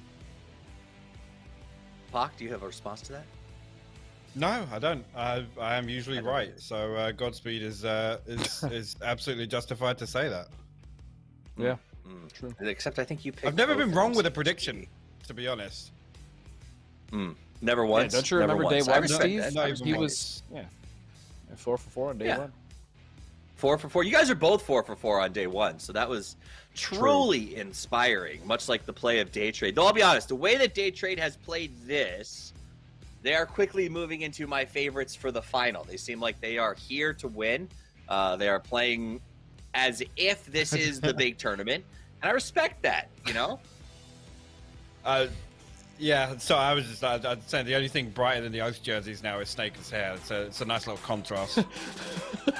It's like it wasn't bleached enough last week, and he doubled down on it somehow this week. Yeah, It is definitely brighter. Well, let's go to think it the looks good. bright, shining stars of our PUBG casting team. It's time for Game 3, the big one, with Matchroom and Sims. Rich, it's happening. Look. I'm not saying, Matt, that you asked for something different and you wanted to curse things. I know you was asking for Potato Hill, but your wish has been granted in a different circle, and not only is it a different circle, it's one completely we've not seen so far, and there's a hell of a lot of water in play. Where is the circle even going to end at? I mean, we have Mansion potentially, Yasnaya, Stalper, Hillside. I mean, the circles are so small. Kameshki is even potentially a possibility. Could you imagine Kameshki finish? Oh my gosh. I know that the players right now are struggling to figure out where they're going to want to drop at, because that's a little bit of a problem. Looks like Team Liquid's going to go ahead and eye back over towards Lippo. MCG is just going to go ahead and drop towards center. Day Trade going to do a split around Yasnaya. I think I see Puchu's going back over towards Shelter. We didn't see that work out too well earlier, but we'll see how that goes. Yeah. Let's go. This is what we wanted. Circle variants.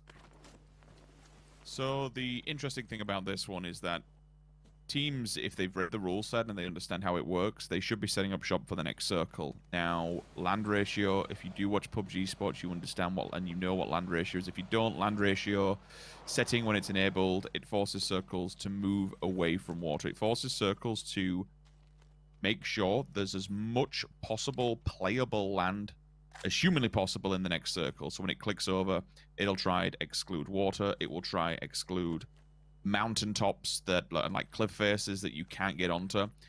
This is why, like, when we look towards Miramar, it plays such a huge factor, because it starts to kind of flow circles in a river formation, down hillsides, down embankments, down cliff faces.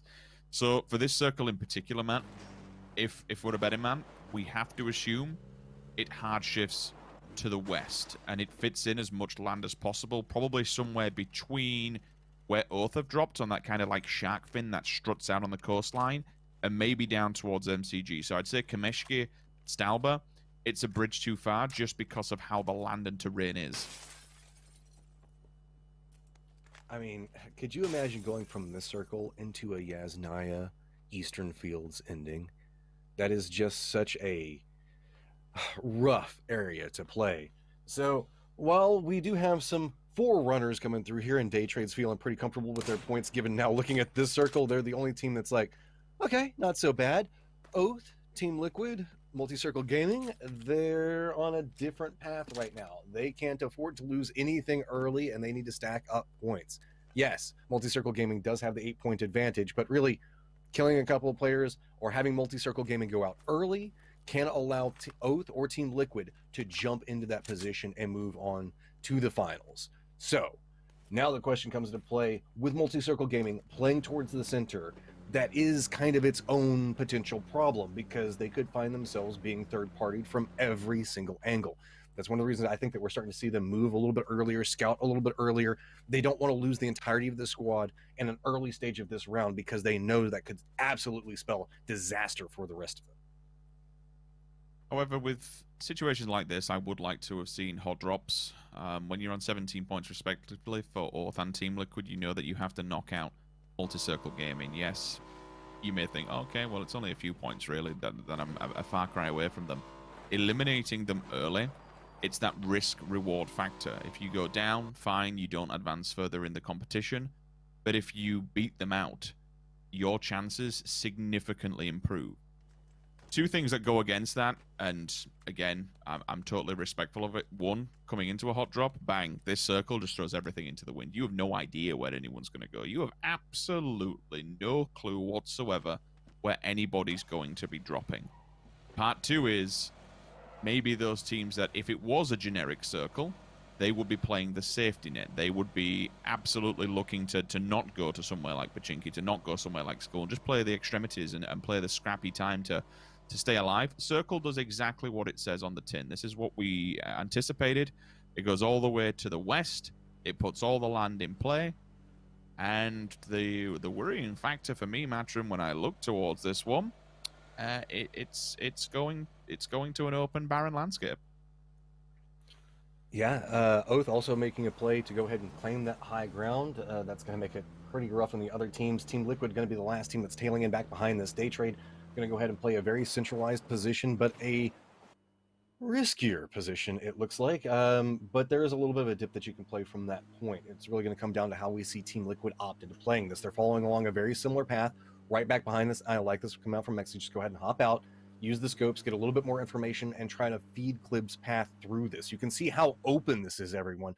I know it's been so long since we've seen a circle in this area that you might have forgotten this is a really bloody position to play. If you end up playing in the Yasnaya area and those fields, it's just so rough.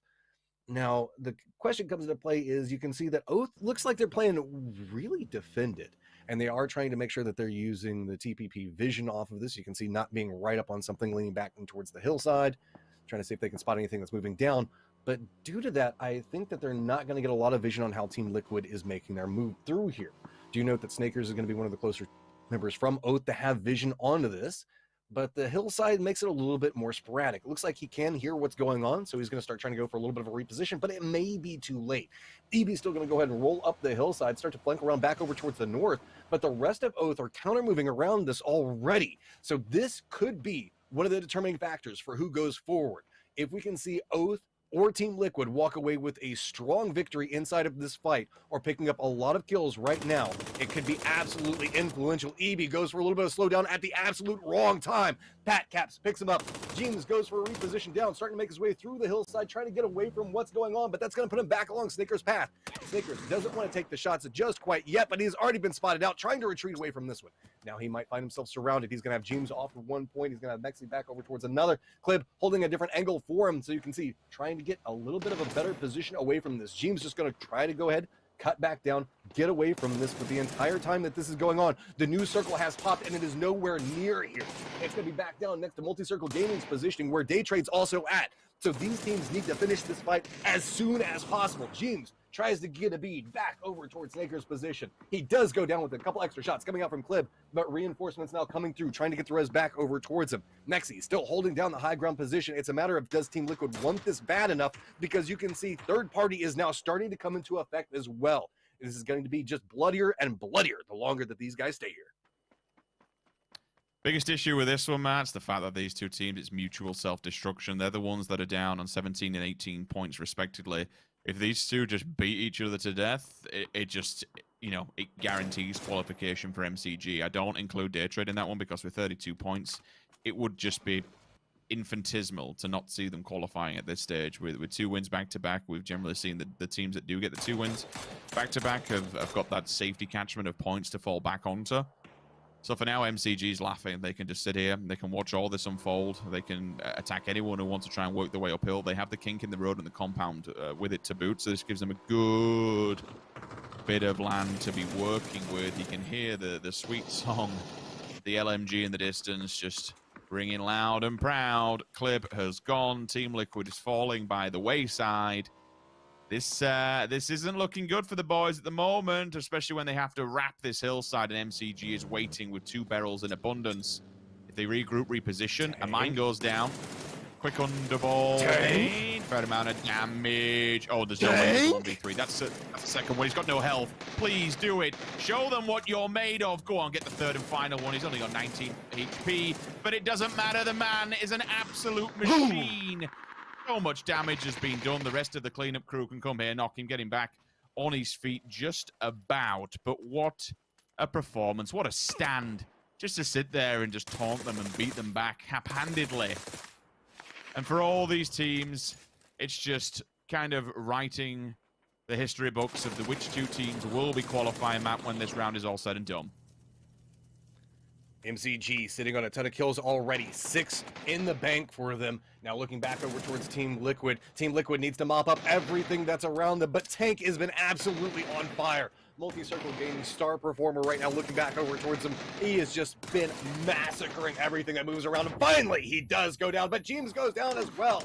With this going on, you can see that it's just going to provide more opportunities. Mexi does have himself a place to play, but it's right along the safe zone.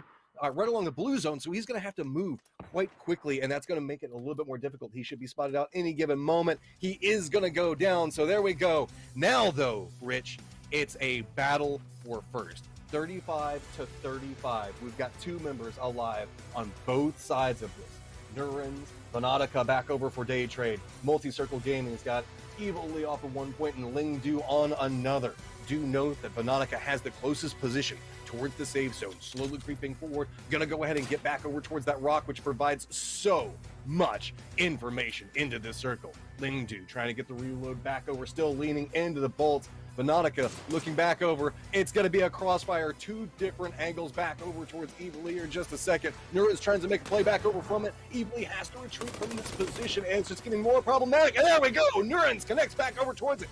Day Trade trying to run it 3 for 3. Now Lingdu, the last one up for his squad, in a very bad position, just clinging to life, trying to find out how to play this one. He's going to have to fight against 2 different peak angles, and there's not a lot to get out of it.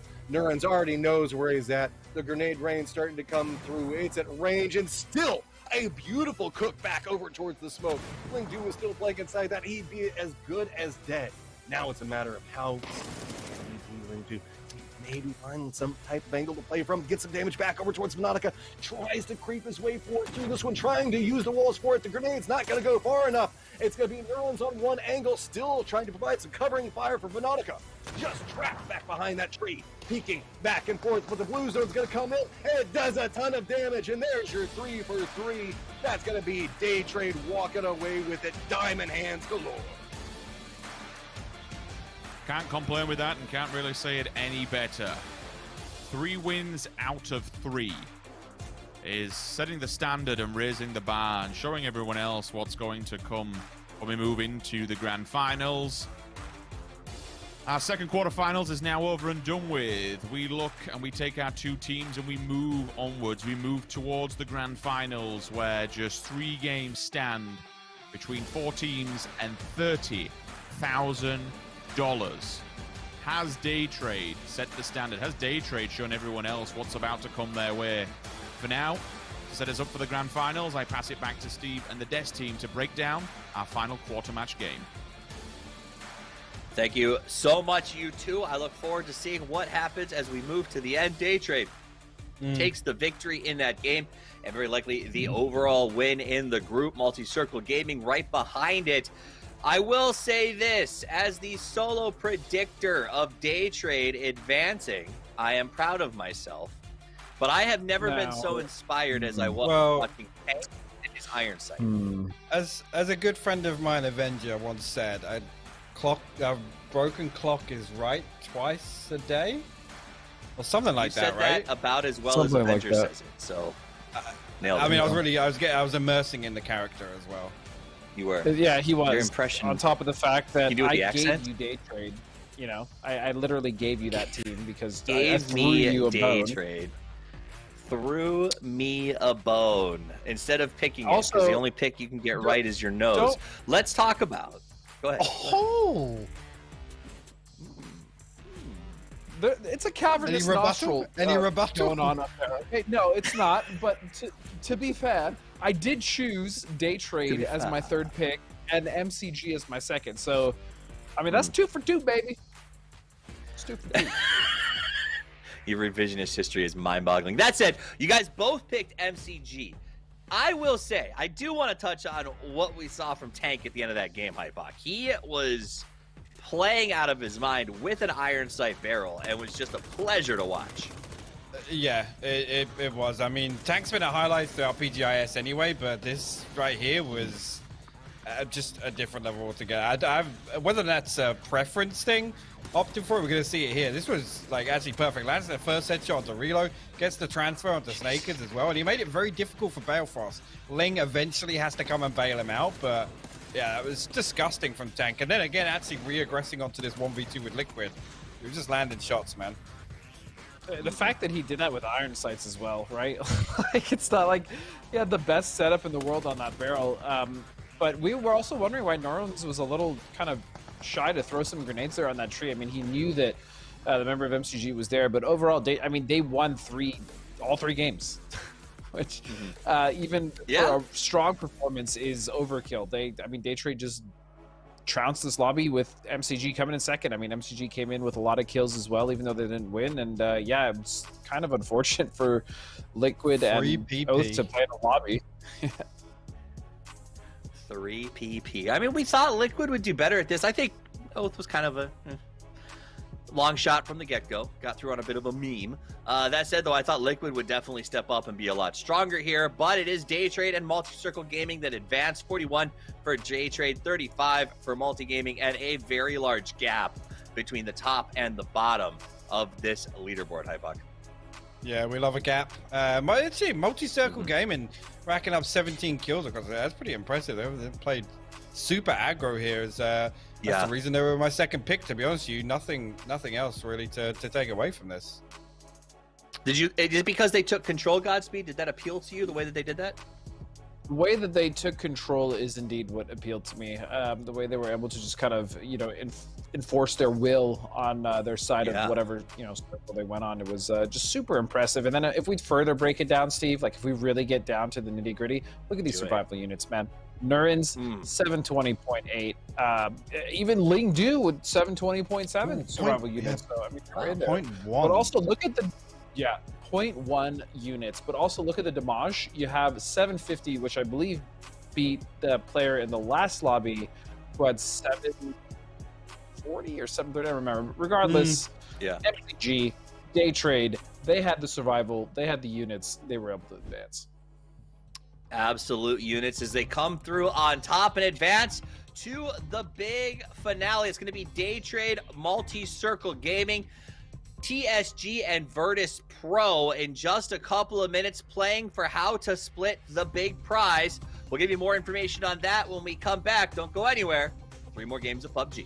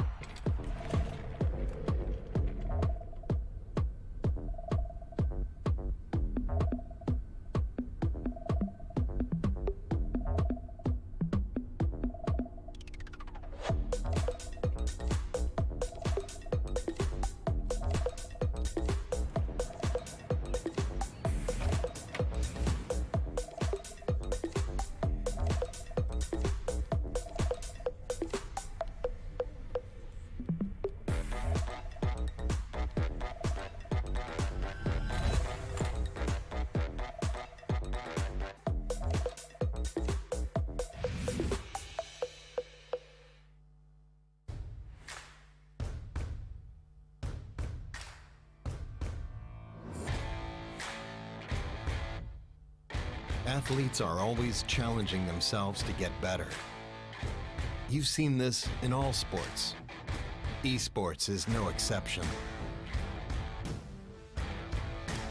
You can never predict the outcome. The only thing you can control is how ready you are.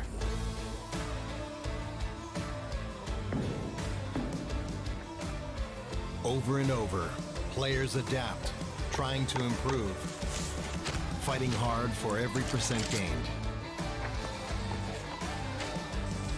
Give everything you've got to the challenge and show your finest.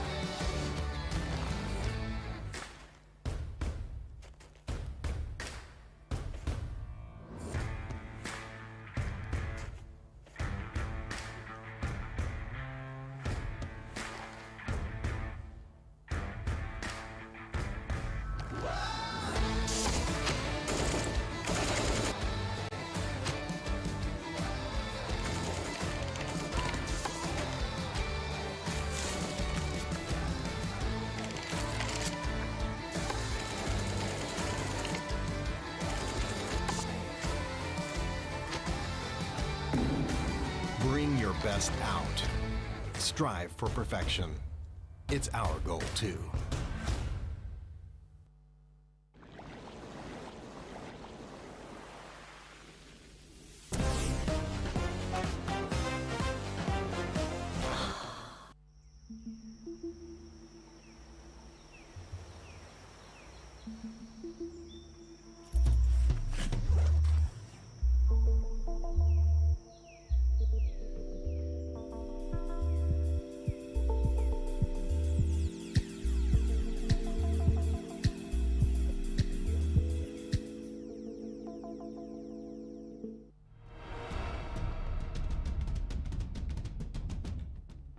When they share it, we like it. Hello and welcome to Social Club. My name's Hypog. Today we're going to get a little sneak peek at some of the tweets and posts shared by some of our players and talents through our PGI.S so far. First up is a tweet from one of my personal favorites in the PUBG scene, Fuzzface. I think we found the real curse plaguing FaZe's Week 2 performance there. I mean, at least now it makes sense. Next up is a tweet from the louder of our desk hosts, Toffees. I mean, hopefully there's enough to share about and he leaves a few for me. Next up is Clover with one of the recent Twitter trends going around. It's the Lil Clover, Big Clover. It's an early start to the career, but shame to see you started out on controller. That's unforgivable. It wouldn't be fair to do a tweet video and not have Froz being weird appear at least once on the list. And I'll just say, Paper's a lucky man we aren't in a studio doing it together this year. Next post, it's crazy to really think back that this has been 3 years already, but a little bit of an anniversary post from the Liquid Boys. Congratulations to you both on your anniversary. Next up, we get an insight into Sims' preparation for a broadcast. And make sure you don't forget to upload a pic if you start getting into the lingerie. That's why I love these home broadcasts. Here we get a sneak peek at Liquid's preparation for the event. So I guess that finally sheds some light on some of those Liquid rotations we see. Next up is a photo nearly marked not safe for work from Fuzzface's Instagram. I personally think the hair needs to stay. It's one of the better COVID cuts that I've seen. Last but not least, a banger tweet from Snake as usual. I still don't know exactly what's happening here, but I feel like this clip needs a little bit of Taylor Swift over the top. That's all for now. Thanks for joining me, guys, and enjoy the show.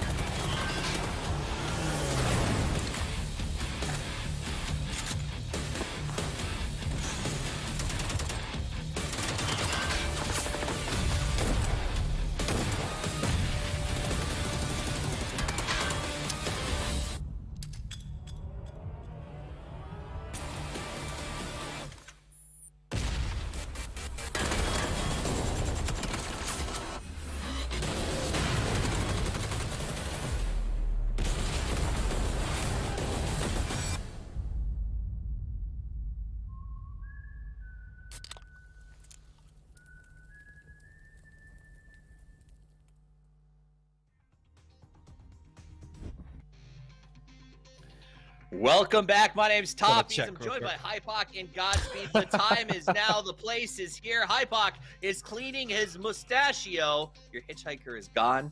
Respect for the cleanliness. Let's get into it. It's time for the grand final. Let's go to predictions first, then some chatter, then some gameplay. Hypok, predictions. Yeah, I mean, that previous round, I went with Team Liquid and Multi-Circle. And, I mean, there's an old saying in Tennessee, I know it's in Texas, probably in Tennessee, that says, fool me once, shame on you. Fool me, you can't get fooled again. So I'm basically going with Day Trade. I'm switching up completely. I'm all in Day Trade. They're looking fantastic so far. I think they're going to come away and put the same performance on in the finals. And that, my friends, is what happens when an Englishman tries to give you an old North American adage. That was beautiful, Hypoc, beautiful. Godspeed, your picks? Well, Pac took my pick. So I'm going to go out on a limb. You know what? I'm going to stick with the team that I believe in, VP. My pick is VP. I'm not going to do a second pick. I'm not going to do a third pick. I won't even do a fourth pick. Only one wins. All right. I'm going to go with the Virtus Plow. The Virtus Pro. Ooh, okay. All right. All right. Virtus Pro for Godspeed. He puts it all down on there. Hypox said trade, which was going to be mine. I have to pick a different one, Godspeed. You've been making the rules today. Yeah, obviously, because I did. So what do you mean? You're the one that made the rules the first day. Why are you asking me questions? Okay. All right. Well, then I will go with. I mean, TSG and MCG are good picks. It's not they like are, but Day Trade's going to win. Like, I am firmly confident. Though?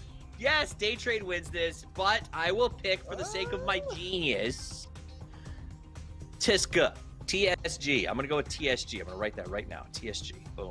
Not the team Boom, I would have shakalaka. chose out of those two, but you know what? Hey, to each their own. MCG just fragged out the last lobby, but sure, TSG. That's a decent pick, Steve. Thanks. Hypoc, how you doing over there? Yeah, doing pretty good. Apparently, doing pretty good. I'm being told by chat that your quote was actually perfect and right on the ball with some Texas history that I was unaware of. So that's what happens when a Hawaiian tries to comment on continental U.S. history. So failure on my part. There's an whoosh moment in there somewhere that I'm sure chat appreciated, though. My hair is this tall because it's constantly being whooshed as things fly over my head. Trust me. That is the story of my life. Okay, let's talk about these teams specifically are playing. I know that we haven't talked too much about the prize pool, so I want to sort of divvy that up for y'all. $60,000 for the overall pool, $30K for first, $15 for second, $10 for third, and $5 for fourth. So Godspeed, everyone gets paid at this point. Everyone does get paid at this point, and hey, they didn't even really have to play like a massive series for this, right? I mean, this was a decent little prize pool for them to just have a little fun in TPP and just, you know, take a break. And it's still a significant, 60 grand is still a significant prize pool for a little one-off event within this kind of festival, as you've been saying we've been having. So it's, yeah, this is a neat little event. The money is serious, and I think now we'll see the true sweaty plays come out instead of kind of the, we're just kind of here to have fun mentality. I mean, if you got to this point, you now get $5K for jumping out of the plane. So that is a win, I suppose, by anyone's standards, at least $1,000 a piece. Steak dinner, depending on where you're having it. That said, though, it is a big prize pool. Some of these teams could actually use the money in terms of not starting off super strong in the actual tournament that's going on right now, Hypoc. And also confidence boost. Do you think that this has a value as we get ready for a return to sort of the survival series next week for teams that have made it to the top four? Oh, for sure, yeah. What this does obviously doesn't obviously add to the cumulative earnings in terms of placement overall in PGI.S. I've been saying this all week. This is a fantastic opportunity to kind of, I don't want to say right some wrongs, but definitely turn a corner in terms of, you know, confidence, finding your feet at the event. So yeah, it's not all fun. At the end of the day, some teams are going to be looking at this to kind of lift themselves back up. Absolutely. You know, there's a lot of regions we don't see represented here, Godspeed. A lot of people on standby. We can take a look back at some of the highlights from the finalists who got here. The Chinese region has put 2 of their 6 teams here in the grand final. Not only that, but I'm honestly surprised that for how dominant, you know, Korea was for TPP. I mean, we don't have a single Korean team that even made it to the semis. That's actually kind of shocking to me because, Where's Paper again, we talk about it. Yeah, where is Paperthin? Man, he must be not the happiest camper right now. But yeah, not having a Korean team in here, I mean, in a best of 3, anything can happen, as Hypok loves to say. But, you know, anything is possible. They just... anything is possible. Yeah, it's surprising to not see a Korean team here. North America, we almost got there, you know? We almost got there. We had 2 quarter or semifinalists. But, yeah, Oath and Sonics were in the last 2 rounds. Yeah, well, I mean, it was inevitable to get at least one semifinalist when 3 North American teams were in one lobby against Gex, no less. So that was a little. That wasn't a surprise. Yeah, a little unfortunate on the draw there, and then old Snakers with his pan got themselves to the finals or the semis, but they did not advance, and that leaves us where we are. Virtus Pro, though, Hypok, has been a treat to watch in this series, as well as I think a treat over the last couple of weeks in terms of their second, like they were sort of the bridesmaids and they started to perform better and get wins. I've really enjoyed them at this event. An absolute delight once they've come past the I guess the Virtus prone stages of the early weekly survival matches that we did see. That was honestly that was fantastic viewing, to be quite honest. Yeah, I will say the new maybe that's why they're so good at things, PPP. Because of the pro? Oh, true. Makes sense. Yeah. Makes sense. Big true. What did you guys think? We saw something very different happen in that last round of the semifinals. That circle went up to Kameshki. That was not like anything we've seen at all this weekend. Did it bring you great joy, Godspeed? It did. To be completely honest, I wish we got more circles like that. You know, the centered circle it's great, but it gets played out, and we have seen some variations. Obviously, we saw the one that went to military base, which was super cool. We saw one that kind of went a little, I think it was a little north of Nojo, so it was kind of just south of Zarki. And then now we got this one, which was close to Kameshki. So, I mean, I think the variance is really fun to watch and important. So, yeah, I absolutely love it when we get those circles. Did you say Nojo? Yeah, North George. Yeah, Sojo. Okay, I just wanted for those at home, I wanted to translate just in case there's, Nojo was something more interesting. North Georgia poll. All right. Just North Hypok. George. Yes. Hypok. If you were coaching these teams, what would you tell them as they get ready for this last 3 games? I'd probably tell them anything is possible. Really, when we're looking at it coming down to the finals here, some teams have found their feet, so to say, in TPP. It's going to be interesting. By now, we should have a good grip on the circles. So I don't want to see anybody getting caught off guard by that. True. So you would tell them to have a strong grip and anything could happen. I like that. Take control. Dustin, I know that you've had a lot of success in your coaching career.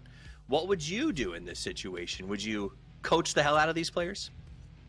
Oh, I mean, I would just tell them basically the same thing that Pac said, which is, at this point, out of 3 games, 4 teams, anything's possible, Steve. So I really think that, any one of these guys could take home the dub. But to be fair, the way that Multi-Circle and Day Trade have played this, it's really hard to argue against them, even with the really nice performance we saw from Triumphant Song. So, that being said, obviously I chose VP, a team that I didn't even talk about in that little segment, but I just feel like VP will be able to control the chaos, so to speak.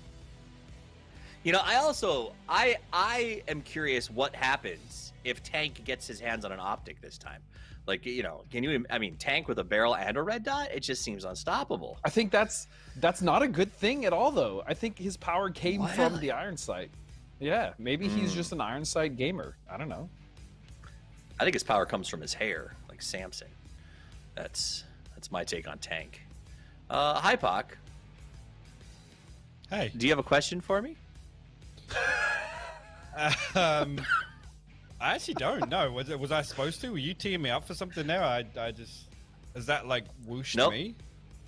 No, I'm just so excited about this game getting underway. The first round of 3 for a $60,000 prize pool. Like, I don't know, man. I'm just hyped about it. Godspeed, I think that this could be maybe the greatest game of this entire tournament. It might just be, and that is a serious sleeve that we see here. That Such is. a sleep. Yeah. I have a question for I've you, actually actually, Steve. He caught us Okay. looking. No, He caught us here's- looking. Yeah, he caught us. He caught us. What would you tell these teams if you were a coach in this situation? I mean, I'd probably open with anything as possible, guys. Like, we can do this thing. Yeah, I'd it's probably true. give out some back rubs, maybe Facts. a few pats on the back head. rubs? Yeah, Hold shoulder on. rubs, back rubs. Yeah, Hold hey, on. man, that is the job, you know? Take care. That just actually makes me upset that when we took Poro with us, there were no back rubs for the Grand Slam in Sweden. So, yeah, that's wild that Poro would not even offer that Because to any one of the They're ready, members. man. Yeah. If you haven't picked day Oh, trade they're ready yet, to frag. you are trolling. Yeah, I mean, honestly though, they look ready. They look great. I think I do wish I had been there to coach you guys. I think things might have been a little bit different, but you know, Poro was on the ball, chin up, and did his best there and nailed it. It was a great event. So as we browse That through was these good. players, see everybody getting their game together. Multi-circle, zooming in on them yet again. These guys have been improving steadily. I guess we can say that. They are currently fifth, $6,000 in cash. And Too tank, steadily. power derived from the hair. Too studly, is that what you said? A little too steadily. They need to kind of hit this. I think we found the delay. rise. Somebody is AFK right now. Well, It's summer. it's a stressful event. He's probably like puking in the bathroom or something, right? I mean, I could. No, it's not summer. Do you I guys- apologize. Summer's at a sea. Yep, he is. So let me ask you this. Before games, did you guys, when you used to play, did you have any pre-game rituals? Like, did any of your teammates go out and Yes. get sick before a big match? Tell me about your pre-game rituals, Godspeed. Yes, actually, my you know those like super small little water bottles, like the little mini ones. Yep. Yeah. The basically is like a gulp. I would always before every game fill one of those up with chocolate milk, and that would be like my pregame ritual. I don't know why. I just love the taste of chocolate milk, but that was it for me. I'd chug one of those before the game started, and that was kind of my thing. I don't know if Pac had one, but yeah, just a little swig of chocolate milk. Nectar. And you of never the felt so that to milk speak. was a bad choice? Not once? No? I didn't Pac? have any issues with milk before games. No. Fair. Pac, what was your pre-game ritual? Close my eyes, put on some Taylor Swift, and just really get in the moment. What song, dude? If this is real, what Take it song off, did you obviously. listen to? Obviously. Nice, nice. Of course it's real. Why would I make that up? Yeah, I why don't, would I you mean, make I that don't up, know, Steve? because I don't know. I think you're a Swiftie. What do you call a fan? A Swiftie? Is that a? I don't know what a fan is for Taylor. That said, I'm excited to hear that you guys have pregame rituals. I'd love to hear what these players are. But it is about time to get this thing started. It is the final match, a $60,000 prize pool for 3 games and 4 teams. Think about that. Think about the stress that these teams may be under. Up until this point, it was all fun and games. But going forward, this is for real, very large amounts of cash that these players will be dropping into a circle, finding their loot, and then essentially crashing in on each other because that second circle is nothing to mess with. Let's do it. Let's head now to the game powered by Intel.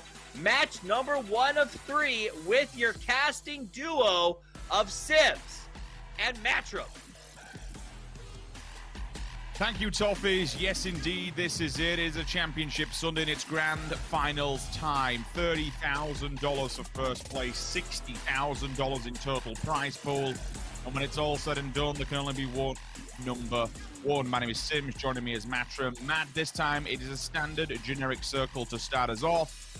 Are we thinking this time we're going to get Curse of the Caster? Are we thinking we're going to get any wild and wonderful circles going forward to games 2 and 3?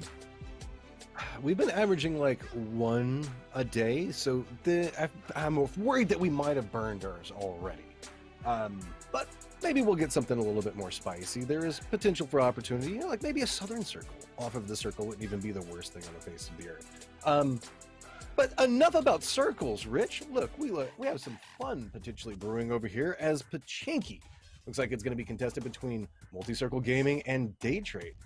Whenever we're looking at how this setup, VP has gone back over towards school and apartments. TSG playing back over towards the southeast. And here we go. We're going to go ahead and kick this one off. Multi-Circle Gaming going to go ahead and be playing pretty much the entirety of Pachinki, forcing most of the other members of Day Trade out. Only Van Onica that's really playing back over in the position, back towards the, I guess, the western area. It's kind of like that southwestern block. There's just a couple of houses to work with there. So Van Onica gonna have to try to get something together real fast. Poochoo's way up to the north of this, and the rest of Day Trade kind of separated. I think there's one maybe over at the church, but that is about it. Yeah, we don't get too much more than that. VP up towards the north. Lou is extended away from the rest of the team. Pushu is actually there with him, so they need to be very careful between the Badlands compound and then the Poor Man's Pachinki area, all that kind of rough terrain, level 3 buildings, and so on and so forth in abundance. Day Trade do fall back quite a little bit through Pachinki, and that's because MCG's presence has been noted. It's not really game number 1 of a grand finals when, you know, money's in this abundance. It's not, early deaths are not what you want at this point, right? You have to be very, very careful on how you overstep the boundary, but there's also that other thing in the back of the mind where it's like, you know, you got 2 more games to go, and if this is going to be the circle, the same one for the next 2 that decides all the money, then maybe it is a good time to kind of stamp your name on Pachinki, push the other team out, make note and make presence aware, make a bit of noise. If you win out the battle, they're not going to come back. At least that's, you know, it's all good and all good and fine us saying that, but in past terms, we've not always seen that, and teams will fight tooth and nail for what they believe is theirs, and they'll happily go to war over it. Day Trade will begin their rotate. I don't think I saw a helmet on one of those players hanging out the side of the vehicle. I could be wrong. I caught a glimpse of it, so maybe gear is not as fruitful as what past times have been, where they've been able to do whatever they've wanted within Pachinki. Nurins is left the last man standing to hold it down. He's moved towards the farms on the western side of Pachinki, just behind the churchyard. The rest of Day Trade will actually go over to ruins. So that kind of gives you a deeper understanding of that they must be lacking loot. They must be, you know, very hyper aware of what's going on here to send 2 all the way to the edge of the circle to continue looting when teams like TSG, for example, will begin to move their way into the circle. They will begin to set up where they will aim to take a final stand.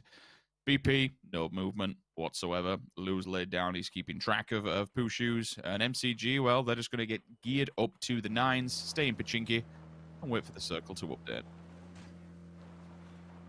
We keep talking about $60,000, but remember, guys, it is $30,000 for first, 15 for second, 10 for third, and 5 for fourth place. So every single one of these teams is going to be walking away with a decent chunk of cash for competing inside of this. We're just waiting for the circle to update here in just a little while. Reminder that here in a bit, we're going to be giving you guys out a code, so go ahead and prep, get your game open and ready whenever that code does come through. We're not going to give it quite yet, just letting you know it is coming, so that way you guys can be aware of it. Just a couple of seconds before everything condenses down, I think you hit the nail on the head, Rich, that this is going to be a little bit of a safer play coming out to start with. Everybody's going to try to survive for as long as possible. Just try to get those early... Just try to get the early positioning for it, and ooh, that Pachinki drop paying off a little bit here. All right. Well, could tell why teams were going to be hoping it kind of fought off for that one and came their way. Now with the circle actually being over Pachinki, this is going to lead us to what could be some very nasty urban chaos. Town fights can be, it's all risk reward. The hardest transition into this one will be VP. With MCG already sat plumb in position of Pachinki, they'll be able to force themselves to the extremities and maybe keep Day Trade at bay. By doing that, this has a knock-on effect towards the side of Virtus Pro. They have to come in from the north, maybe even the west if they want to feel ballsy, but it will be a blind send. MCG's presence keeps Day Trade here, and this is the harder point. It's border control to try and get VP across it and into Pachinki. They don't want to sit on the extremities. They don't want to be just kind of fassing around and waiting for the circle to force the fights. If they can make an entry point and maybe take somebody down, then happy days. Why the hell not? You might as well get on with it. We shall see. Clearly made note of everyone's presence, and they are hyper aware of what is in front of them. If we see any kind of knock, then maybe the push is onto it. Oh, and there's the opener, Matrim. Potential now abounds. Day Trade, I would say the favorites coming into this after the way that they handled those last 3 rounds. So with these 3 more to go, Puchu's going down early. Day Trade isn't going to commit to going back over after them. I think that's a smart call. Just go ahead and let Virtus Pro pick up this point. it's not worth the sacrifice just because leaving the position that they're at right now is just going to get riskier as it goes. Look and see, Uchi's just crawling up there, getting a little bit more information for him. And oh, that's some style there. Go ahead and use a grenade to finish that one off. Doesn't even take his leaves. I don't even care. Don't even care about anything you've got there. I'm just happy with the kill point. Well, as the first frag point has fallen, we'll give you a promo code on the left-hand side where we got a little bit of a moment to do so because I anticipate this circle getting pretty dicey and pretty spicy rather shortly. We got 10 seconds until it pushes. Will we get the Urban Chaos, or will we move to maybe VP is hoping to the Ara team that does like to play the extremities, and if it's favorable to them, oh, it absolutely is. It absolutely is. Quickly make note of that final coupon on the left-hand side because it won't be there for much longer. That's the final one of today. Once it's gone, it's gone. Limited time use. Get it while you can. VP, time to set up the fortifications. Time to set up the front lines because you are about to have every single team potentially coming your way once the fight for Pachinki is over and done with. It is the bait and switch that we have been waiting for. So now the Pachinki teams having a cluster along the southern front. TSG looks like they might be the team that's contemplating contesting back over there. Little Bear taking a slow roll, see if maybe can get some information on what's happening. Day Trade and MCG are just so ridiculously close to each other. It feels like they're almost going to have to commit to some type of fight, which all of this working in VP's favor. They're running a wide split right now. All four members in separate areas just trying to control the north. Really, it just matters if somebody decides to contest back along this lines. And I think Volibear, not seeing anything out of this, is going to go ahead and feed the information back over. And here we go. TSG is going to be the ones that try to run through the VP gauntlet. Coming down the hillside, it's going to be set up in position, but oh, it's at the exact same moment that VP is going for a little bit of a reposition of their own, and now it is just a drive-by duel. Volibear coming through on the front part of this one, trying to get the shot back over the horizon. Going to force him back over towards the end of this. So they're going to make them have to condense down back a little bit, but this might be part of the plan. Everybody from Virtus Pro is already waiting along the sight line. One already down back over towards PSG. Flush already coming through. Next one's going to be running through. This is just turning into a mess. Sia just pops off for his team, manages to get one of them down, but Volibear trying to fight this one out, still has one of the members from VP back behind him, and this is just turning messy for both of these teams. No. Trying to capitalize off the opportunity. MCG is already trying to make a move out of this one. VP down to just two members. Volibear trying to crest up the hillside, and it's starting to be a back and forth toss battle. Molotov on one side of it. Volibear looking back over towards the other. Keep in mind, Sia is still back up. Finds the angle back over towards Virtus Pro. Gets another one knocked. Somehow, some way, they're finding a way in near on no cover to fight their way through this one. So Sia, pretty close towards the center, has a lot to work with. Lou last one up, and it's going to be Tank that mobs that one out. And there you go, VP, the first team eliminated. I've got to be honest, I'm not really sure what the method to the madness was there or what the strategy was. Maybe it was trying to lure them in and then pick them up and go for the old bait and switch, but ultimately it's cost VP their life, even to the point where earlier on you seen Batulins put a nade down on a knocked player to try and set some sort of a stance. Like, you can use that utility later on. There's money on the line now, so there's no time for memery, in my opinion. I'm very disappointed that VP was not set up ready to receive any team whatsoever, let alone TSG, MCG, whoever it was, just been setting up some kind of fortification. Instead, they were split from the wayside. Someone's cooking an aid and one get knocked on the side of VP, takes down his teammate while doing so. Rather unfortunate. It is what it is. They're eliminated in last place for round number 1. Lay of the land at the moment. Sia, the only player in the north, not quite the closest to the center of the circle. That'll be split between Day Trade, who have a good amount of cover here coming down. Certainly more cover than what most have anyway. It's not a good amount of cover. It's a couple of trees, but you can't really argue and ask for any more at this stage when MCG have to run the stairs, the stairway to heaven, the stairway to hell. I have no idea what it's going to be. They are going to try and pull the drive-by. That nade is ticked. That pin is well and truly pulled, and they've landed directly on it. The landmine is set, and now all of a sudden they've been baited into the open. He needs his teammates to try and help him out, which he gets. Nurins comes in for a level support that he was asking for. Flash there to finish him off. Sia has to run the gauntlet, and all of a sudden, Day Trade, they will just continue the run, the stance that they have put in motion today. 3 games already in the bag from the qualification in the quarterfinals, and they're looking to put a 4th on the board. The drive-bys here, the response is there. There is just no stopping Day Trade. That is 4 matches in a row, back to back to back to back. The gold standard has been set. The bar has been raised. Are we already looking at our event winners here? Are we already looking at the $30,000 check being wrote out to Day Trade? These guys are nuts. I mean, that's all you can say about it. They have just so much control in these situations. I mean, play upon play. Whenever they lose members, they still find ways to make it work. Day Trade is just putting up a hell of a fight in every single one of these rounds and deserves all of these back-to-back wins. Guys on the analyst desk, give us the survival time breakdown. Thank you very much. Day Trade go burr yet again as they get the big win. 5 kills. Let's go straight to Hypoc because this was your prediction. I think all of us were like, oh, well, Day Trade got this. Then you were like, yeah. Like I said, man, fool me, you can't get fooled again. So Day Trade coming out game 1, putting it on, setting the standard here in the finals. And I'm going to be honest with you, it's a scary run already, to be quite honest. If they can continue right now, like they've pretty much cleaned this up already.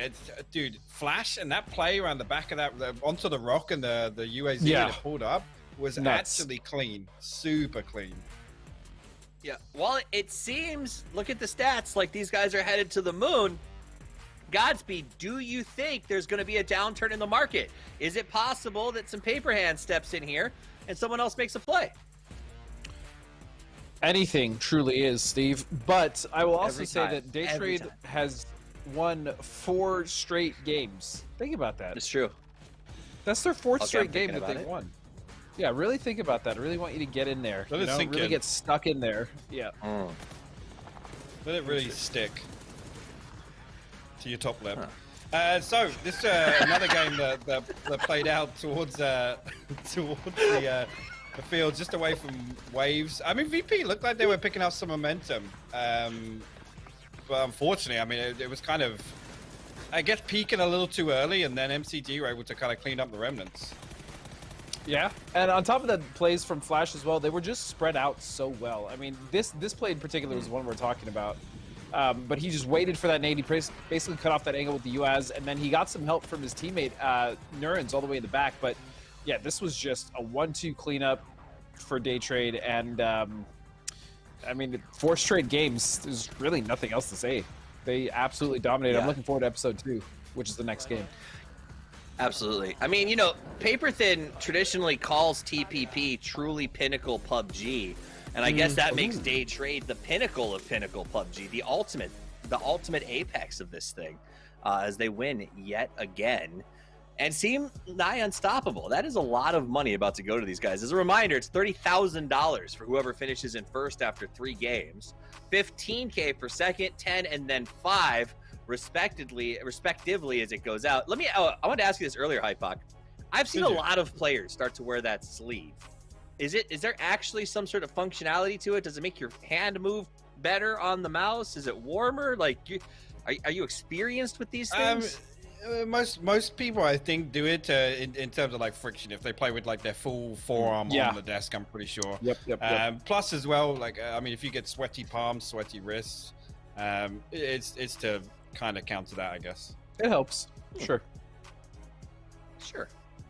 You know what else helps, Steve? You know what else helps? Survival units. You know it, baby. Survival units 674.7 for Venotica. Sia with 674.5. And Poochu's actually from the winning team 388. Those are rookie numbers. You gotta step those up. That is a good point. He you know, we saw this on day 1. I think STK was using a player, maybe if I remember correctly, as bait. They were sort of sending one of their guys out as everybody, you know, they were drawing fire. Maybe that's the Day Trade system.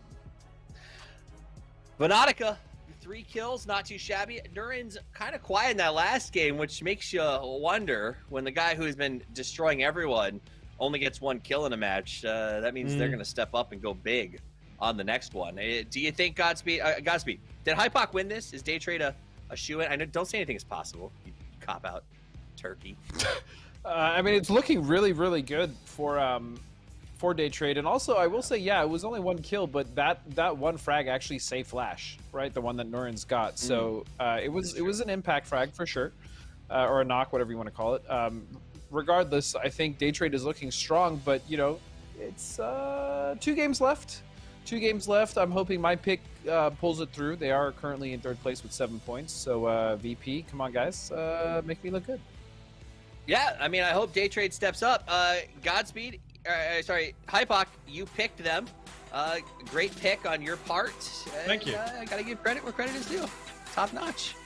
So I guess that's all there is to say about that. I want to give a shout out to our sponsors, Perrier, Zowie, Toomey, and of course Intel, who is powering the process behind this thing as we get ready to set ourselves into game number 2. 2 games left to play. This is it, baby. It's go time. Sims, Matchroom, take it away. Thank you, Des team. Yes, indeed. Round number 2, game start, and away we go. Circle. It's a little bit more to the west. It brings a little bit of the edges, the outskirts of Ruins and Gatka into play, but certainly nothing too dissimilar from what we've been seeing consistently. Pachinki, what happens here now? That's the bigger question. Oh no. Okay. I was wondering if maybe Ling was having a few problems, but it's fine. He's flanking. I'm okay with this. It's the wide flank. And yes, indeed, Pachinki has come to a head on this one. This time round, Daytrade says, you know what? Let's give it up. Let's give it up. Let's not bother to having any arguments with MCG. They can have it. We're on a 4-game streak here. Everything is absolutely fine. Rich, it's even stronger than that. I mean, sure, it's 4 games in a row right now, but in the group stage for Group G, Day Trade won 2 out of the 3 rounds. So right now, they have only not won 1 round that they have played in this mode. That is absolutely and ridiculously insane. These guys know how to play this mode. They've got it figured down. They've got it down pat at this stage. And it's a matter of who can really step up against the giant. We don't see them dropping towards center, so it's not them just getting circle upon circle. They just know how to maneuver through it. Their rotations are solid. Even whenever they get a little bit messy, they still know how to counter move around it, make the plays, and it's just a beautiful thing to watch. I mean, I'll admit, I'm not the biggest TPP person. I don't watch nor play a whole bunch of it. But whenever I'm watching this, I'm picking up different things just in case I ever play with my friends. Like a couple of my friends do really enjoy the game mode. Like this is actually helping me get better just seeing how they handle this. It's all method to the madness, right? I don't think it. Yeah, I mean, I would say perspective is the main thing, sitting back and looking at it, but perspective is all about it when it comes to TPP. It's the vision. For some, sitting and kind of peeking walls and looking behind them, it gets a bit infuriating. But if you look back to the days of DayZ, for example, like this is nothing new. Games have been doing this for absolutely years. There's many a big game out there are in third-person perspective. It's just having that hyper-awareness that every single nook, cranny, rock, wall, window, there's always going to have the potential of somebody being behind it. Now, that's nothing different when you look towards the side of FPP, but in FPP, they get punished if they're not looking. In this, there's not really any punishment. You sat there, you're waiting, you're watching, you're biding your time, you're camping back, and you know, when the time's right, you strike. So, being hyper-aware, for Day Trade, it's not all smash and grab. It's not complete blind sends. It's sitting back, playing passive, reading the lay of the land, and ultimately getting behind the enemy and getting into a good point of contact that they can at least either answer back or open up a fight and start it off every single time and end up coming out on top. Like you say, to say they've only lost, I say not lost, but not won one of their games thus far, it's kind of incredible. It is kind of crazy, and that doesn't come down to luck. That comes down to reading the lay of land and a good level of skill within the TPP demographic. It's just so clean the way that they play every time. VP, Multi-Circle Gaming, these guys presently tied in C4 third right now, and TSG just a touch ahead of them. Yeah, okay, it's only been 1 round, guys. But the thing about it is, can Day Trade continue to... Can they continue the streak? That's the real question.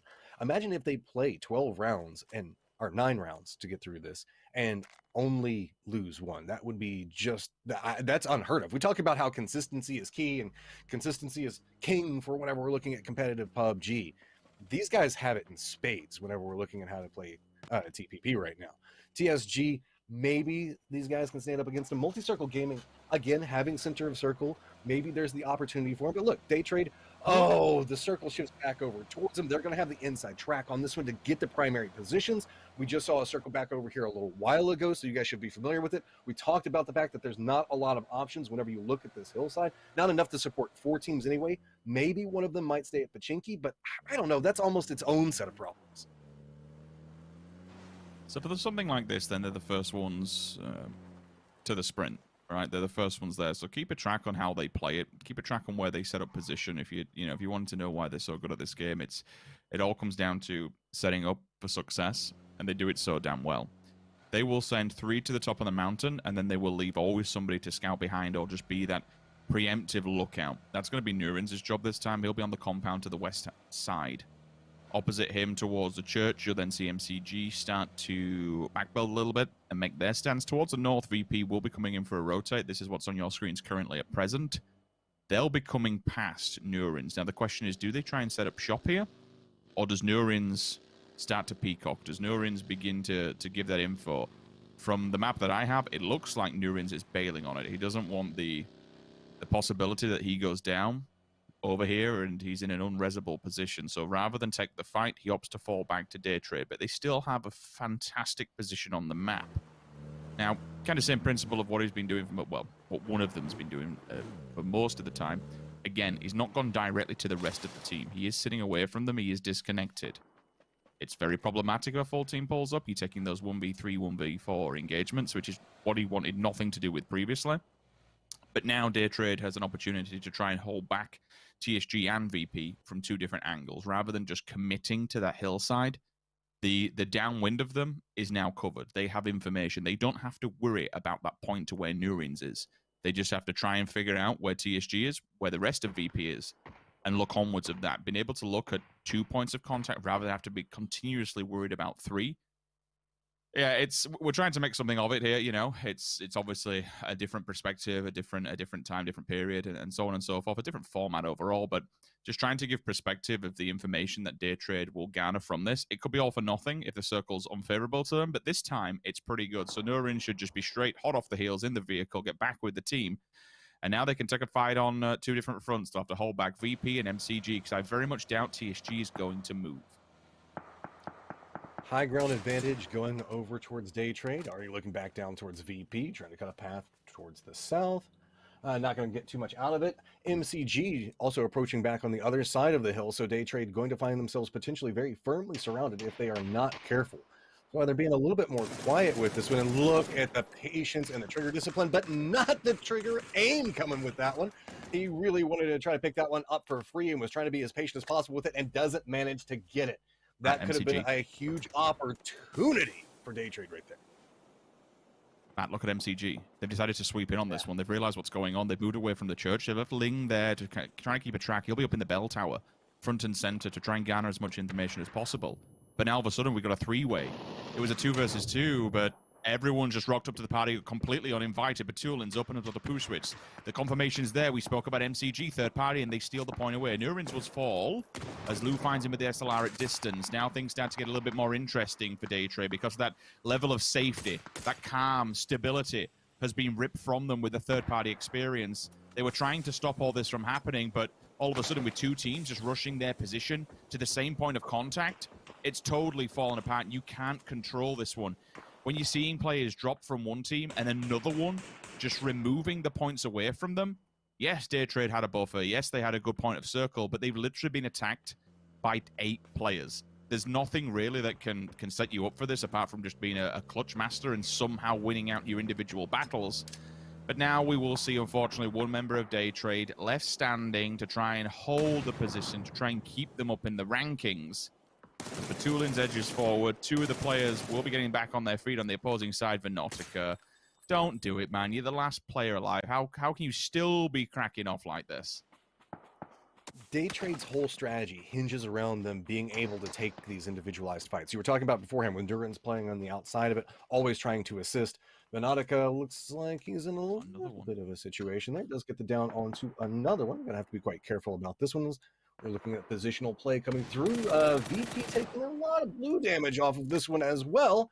Venatica already down to about, I don't know, quarter of his life. Grenade's going to go ahead and be tossed back over here. The roll is good, and there we go. The streak finally ends. The question is, who can capitalize off of it? TSG is technically in second right now, but it is just by 1 point. They've got a numbers advantage and already starting to realize that they have the positional advantage as well. Repositioning around over towards this, you can see already starting to rain in damage back over towards VP's positioning. Last member up for him, trying to find a little bit of an angle to play. MCG trying to make a little bit of a play back over towards the center, but not going to get too much out of it. Triumphant Song already has a firm defensive line and has forced everybody to play right along the edge. Keep in mind, this blue zone is coming in, and we just saw how absolutely horrendous it ticks for. Sia, this week, let's just be honest, this guy has been star performing for the team, gets the line back over towards multiple members, gets a lot of damage back over into him. Now, can any assistance come into play? Virtus Pro does go down while this exchange is happening. Ping, playing the low position, might have the grenade range for it. Could the tree block it out? I don't think it's going to go far enough. Summer is still playing back over towards the high ground, but it's still right along the edge of the zone, and so few options for anybody from Multi-Circle Gaming to work with. They're getting just rained upon with grenades right now. Ping finds another angle. Summer, the last one up, and TSG looks like they've just got this one in the bag. Summer is going to have to fight his way out of this one like we have not seen so far. Firmly surrounded every single angle, no options. Grenade being cooked, maybe, but I think it was tossed a touch too far. Runs out of the smoke, gets spotted, and there we go. We now have TSG in first place by 2 points. They take the win. They take 5 frag points also to boot, and this jumps them into first place. Now all of a sudden, Day Trade has a challenger on their hands. TSG take game number 2 with ease. Plenty of players alive towards that final circle, and I suppose when you look at how the game played out, it's rather unfortunate. Towards the northeast side, all 3 teams just came to blows. There was mutual self-destruction across the board. Ultimately, that just made TSG's life all that much more easier. Everyone else batters one another, then just turn up to the late game, because again, when points are so viable, if they're spreading out across different rosters, then you can just claim 10 from the win. It's going to put you safely in the driving seat. That said, no clear decisive winner thus far. We have one more match to go. All cards on the table now, and $30,000 for the winner once all is said and done. But before we get there, we'll throw it back to the Des team. They can break down match number 2 before we get into our very final Grand Finals game. Thanks, y'all. Great cast. I want to give a shout out to TSG, gets 5 points and actually will overtake Day Trade by 2, a team that yours truly picked and was proud to do so because they played very, very well. Let's talk about it. We thought Day Trade looked like they were unstoppable, but we found a hole in the armor as TSG comes out and throws down on a very good game. Break it down for me, Godspeed. Was it circle related? Did they win it through good old-fashioned hard push? How'd they take this? I mean, yeah, the North was very congested. Most of the other teams had to kind of batter each other out, and TSG came up and picked up the pieces. I also want to point out that you say that you were so happy to choose TSG, when in reality it seemed you were defeated once Pac had chosen Day Trade. So I just want to say that you were not indeed that happy to pick TSG. In fact, you weren't even thinking about them, Steve. Oh, I'm sorry. My first choice is in second with 2 points down, and my second choice is in first. Yes, I sure am struggling with the selection process. Hi, Pac. Highlights? Yeah, a little bit of a weirder game. This one pretty much all broke out within the end of phase 3 and 4, and to be honest, TSG were able to just position themselves in such a way that, I mean, once they find this first knock, who was it that got first? Yeah, it was Lee that got knocked first.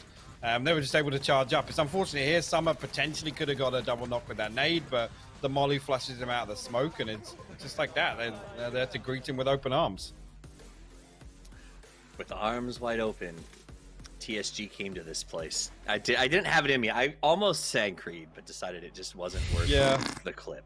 I don't want to get us like, what's that thing where you get blocked for music? That thing. DMCA strike. DMCA. That's it. Dimkud. All right, let's take a look at the totals. TSG 24, Day Trade 22, Multi-Circle, and Virtus Pro at 14. Godspeed picked Virtus Pro to win this. So I'll throw it to you first. What's up, brother? So look. Saw, dude. It doesn't look great. I can already see the way you're looking at me, Steve. But they still have a game. So, are you saying anything is they possible? They still have a game. I'm just saying they still have a game. That's all I'm saying. Possible is anything, yes. Possible is anything, but a tall climb nonetheless. You do get 4 points for dropping in, which means the teams they're trying to catch all get that 4-point bonus no matter what, which should be interesting. One game left to play. $30,000 for first place, Hypoc. I mean, this is a weird thing. It's like, I can't imagine being in this situation, right? You show up, maybe you guys played at this level. We say, come out for a show match. You have a good time. And then all of a sudden, you're in a one-gamer for 30K. I mean, would that catch you off guard? I don't know. I mean, you really sold yourself short there. Yeah, I guess it could, Steve. That's a really good point. Not really sure how to follow that one up, to be honest. Yes, it's good that now I mean, potentially Day Trade could have run away with this one in terms of winning the second. And actually, it's interesting they went out last as well. Like you said, getting the consolation 4 points does leave it open. I don't want to say fourth is kind of unachievable because, yeah, even if TSG go out first, they post 26 or 28 points, right? Exactly. Yep. So 28, it's going to be difficult for maybe the fourth and third places, but I mean, this one comes down to the wire in terms of TSG and Day Trade. Yeah, I think that's the key, guys, because right now it feels like MCG and Virtus Pro are sort of playing for the 10,000, and on the same side, we've got TSG and Day Trade playing for the 30,000, right? 2 games within a game. Correct. All memes aside, if VP if VP or Multi-Circle want to win this game, they kind of have to go for a lot of frags. They just need to drop, get loot quick, and then immediately try to frag out. I mean, specifically, if they could, ideally they'd target, TSG or Day Trade. But yeah, I think if either one of the teams, obviously in third or fourth, want to take this, they need to be very frag heavy. They need to be aggressive. They need to survive those fights, obviously, and just clean up the rest. Otherwise, yeah, the guaranteed 4 points, as we said, 28 going into this next game just for Triumph and Song alone. It's going to be tough. Very, very tough. But if there is a team that is up to the challenge and has proven that they don't get down after bad performances, they will crawl into the top if that's what it takes. It's Virtus Pro. So maybe they come out, maybe they make some fireworks happen, maybe MCG steps up to the plate, but at the end of the day, it is one game left to play. $30,000 for first place. This is it, the final match of the survival tournament. Let's go now to the golden voices of Sibs and Matchroom. Thank you, Steve. Yes, indeed. It's the grand finals matchup. 30K for first. $60,000 prize pool in total. And boy, oh boy, do we have a final circle for you. This throws a spanner in the works. This just throws all the teams into the wind and says, well, I have no idea what we're going to do now. We'll just have to drop and hopefully survive. Severny is looking prime. But really, can it support more than 2 teams? Everything else around it, Matchroom, it's quite scrappy land. You go over to shooting range, it's bare minimum. Rossock's taken by VP. You'll be playing Stalber in the extremities if you're going to be TSG. But right now, Sev, that's the prime cut of the beef. That's the place to be. But we know with water to the south, with water to the north, this circle should be going somewhere central. Wherever it goes, this is going to be rough for these players. If you're looking at Multi-Circle Gaming, they're dropping back over next to Crossroads, south of Severny. not a lot to be had there. Shooting range, they maybe get the bunker that's back over towards the west of that. We've got TSG that's playing like the Stolber and the Stolber trash locations around that you could try to pick up. To the south, VP does get Rajat, so that's good. That's good. But Saverny and Day Trade getting up there. I mean, Day Trade was looking so strong. I almost feel like I'm looking at the chart on GameStop stock right now. You know, whenever I put some money in, I just watch it skyrocket, and I'm like, yeah, I'm gonna get on this, and then you just goes back down. But see, we've been seeing it climb back up. Maybe Day Trade can get back over there, take over that first place position. They're going to have the tools more so than anybody else to do so. They're going to be the most looted team, hands down. But like you were talking about, Rich, the center circles in this are all kind of rough, no matter how you look at it. You've got the hillside around shooting range itself, the crossroads fight that could potentially happen, the God compounds that are back across the river, or maybe just the warehouse and the low ground that's around Stolber. All of those are very tricksy places to play, especially in TPP. Kind of see how it situates as MCG's position is going to be really good. You got those 4 little houses in the middle against the road. They'll also do the 2-2, which is actually no, they won't. Well, they will do a 2-2, but not to where I kind of expected them to. From where Tank's position is, once we cycle through players, you'll see it. It's just south of Saverny on the main road. You can also play like a little yellow cabin shack, maybe not 100 meters down the road. It has a little plateau and it has a ridgeline that runs around it, so it gives you a bit of a safety net to be able to bunker down there. We'll see quite a few teams during like main PGI matches, so on and so forth, playing it with vehicles, putting the bikes inside. It's a good place to be able to scout off, and you get quite a lot of read in the lay of the land. The one thing for this, with this kind of circle, and we get it when we look towards shooting range endings in standard FPP play, it's very barren. Next circle is going to dictate basically where this is ending. There's not a great deal of places, to be honest with you, and honestly, the lack of compounds, the lack of hard cover in and around Tank's position, if it goes somewhere central, we're in for quite a lot of fun.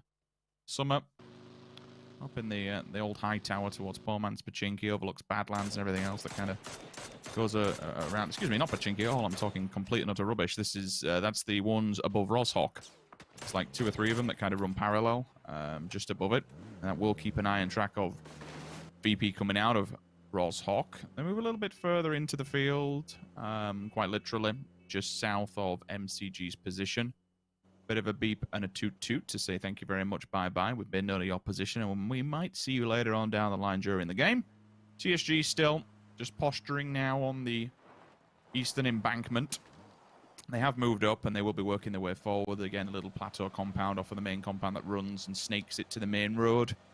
Day Trade, again, Shoes is all the way in the west.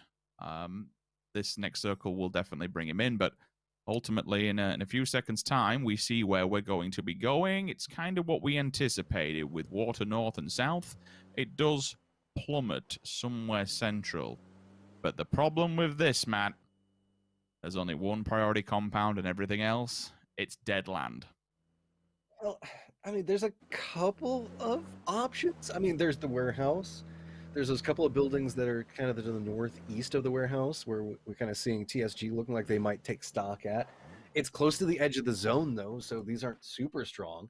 TSG has extended back down towards the Alamo, or, I mean, I hear that compound be called so much. You know, the one that's just right south of this position. It's got, like, all of the wreckage that's out and around it, and it's got the walls going through there. Bunker looks like where we're also seeing a little bit of expansion going towards. Most of the teams leaning back over towards the west is going to be the problem. Specifically, if you're a Day Trade fan right now, they're playing over there next to Saverny, so they're going to have Multi-Circle Gaming that's back down towards the south of them. Not going to be able to... Maybe they can get the spray back over towards it. Almost gets him. But then just a touch south of this is also going to be where VP is playing. So really no good options except for dips for Day Trade to play. Now, we have seen them have the capabilities to do that, but by comparison to everybody else who's at least got some type of fortification, Day Trade is just kind of clinging to the suburbs of Saverny with the most limited options out of anybody right now.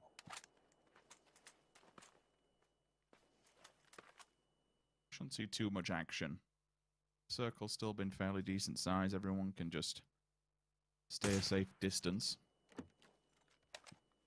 Shan's position might it might become an option for day trade if they realize that there's only one player here. It's a weakened point that they can attack TSG from, but well, no, I'll stand corrected because Volibear's over towards the hangar. With him up here, this makes that position a little bit more harder to tackle. If day trade had been a little bit quicker. Saying that, is he going to go for it or is he going to retreat? He might actually just be trying to bait them out and get information. I think that's all he's doing for now, spinning around like that, see if anyone takes a pop shot at him. Yeah. Quick. I mean, it's hyper limited information at it this is. point for most of these teams. So it's just, what do? You're just trying to get some idea on what's going to be happening around you. But hey, TSG doesn't have to really worry about that too much because they get the circle pretty heftily. Now they've had all the fortifications that they wanted. They have to figure out which one they consider to be the prime real estate because, boy, there's about to be a mass migration of players. VP already on the move. Day Trade's going to be on the northern part of this. Everybody's rolling in. Day Trade has to be a little bit cautious on their approach. VP looks like they're taking a little bit more of a measured stance. See how they're trying to make sure to keep the hillsides, trying to make sure that they're denying as much vision as possible. Ping trying to find some type of angle to work with, but just good rotation coming up from VP to try to deny as much potential damage coming in as possible.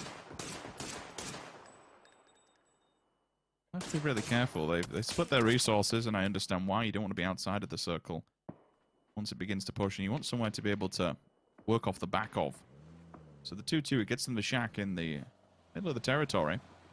But still, if someone wants to push that with all abundance of vehicles, all the players from MCG, this is a full send. However, Nurins is coming over this way as well, so they might end up crashing into one another. I mean, look, it's close combat, whatever works. It's going to be a rough ride no matter which way you want to cut it when it comes to MCG, but same could be said for Day Trade. They get caught up in all of this. Meanwhile, People Lee has made note of Day Trade's position, whiffs his few bullets, and finally gets the last one. Venotica knocked. This really slows them down now. This throws a massive spanner in the works. They'll have to commit to the res, try and get him back on his feet. Ultimately, they look, wait, Ling's pushing this. Matt Ling is going for it. He's going to the buildings behind them. They're trying to make some counter moves around this because they do have TSG that's taking a couple of shots at very long range.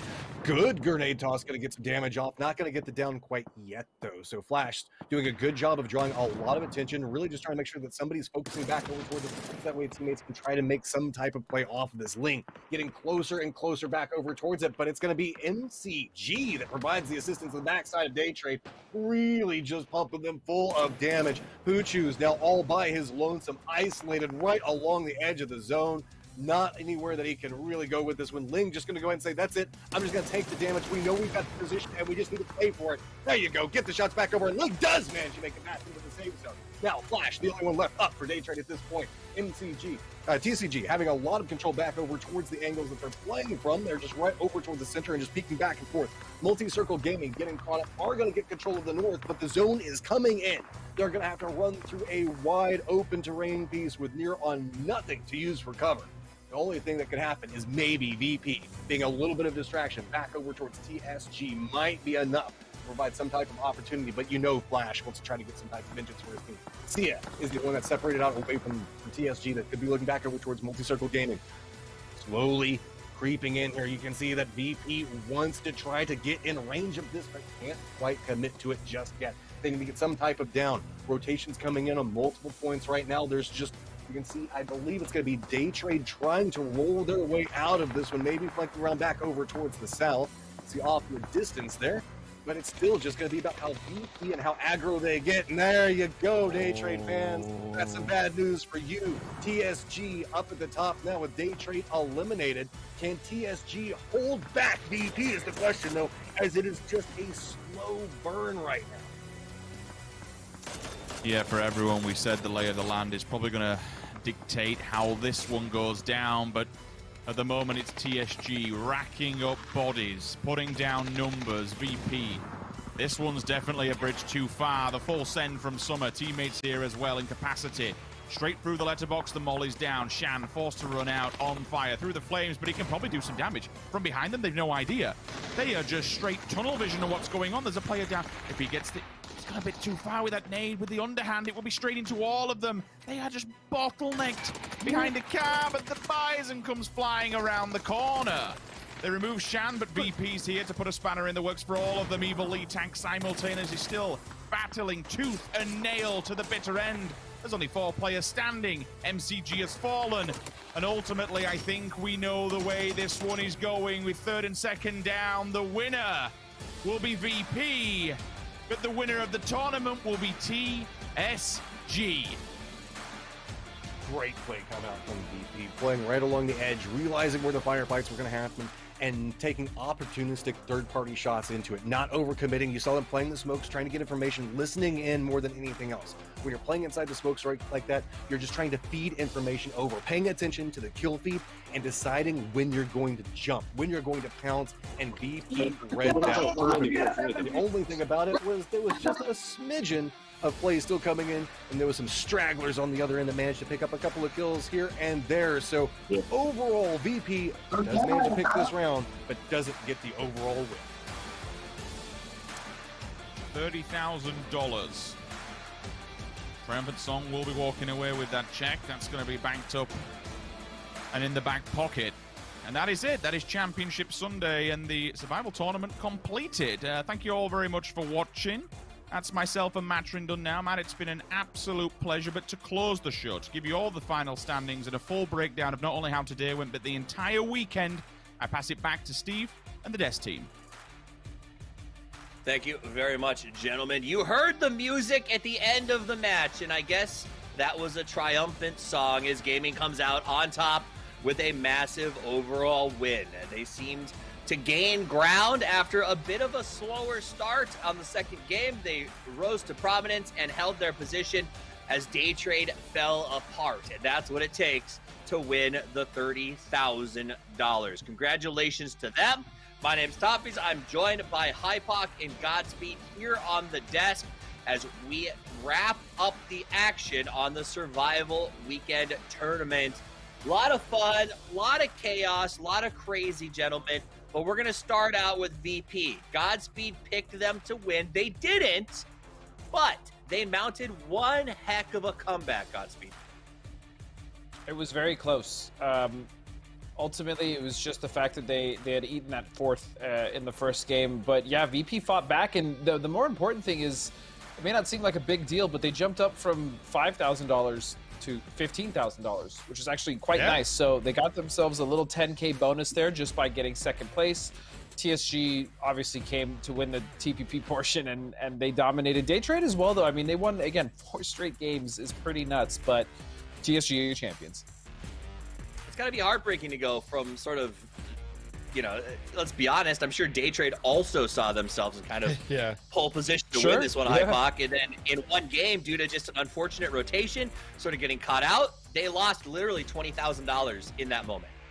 Yeah, I mean, they burned very bright, but it fizzled out towards the end of, especially the finals. Yeah, and again, it's got to be heartbreaking to peak that hard coming into this. They look fantastic, but I mean, you know, when it matters, TSG stepped up. Yep, and that's what it comes down to in the game of PUBG. It's winning when you need to win the most, and they do. Virtus Pro, again, makes a huge push there at the end, only loses by a couple of points, and comes in very strong. So, you know, I think all 3 of our picks in this final performed very well and fought tooth and nail to take home this money. No questions about were these players memeing the final. Let's do the highlights. Godspeed. I don't think there was any meme, honestly. I think that this last lobby, these guys legitimately wanted to get some money, and I mean, they all were at least guaranteed 5K, but this game was, I mean, one of the more wild, kind of long-range games where a lot of these teams were using scopes. We saw a few crashes, obviously, when the circle got smaller, but yeah, we saw a Bison on one of the players. It was pretty wild. Yeah, I guess that's all this action through the mid game. It kind of creates that almost, I guess, snowball chin effect coming down the side of this hill.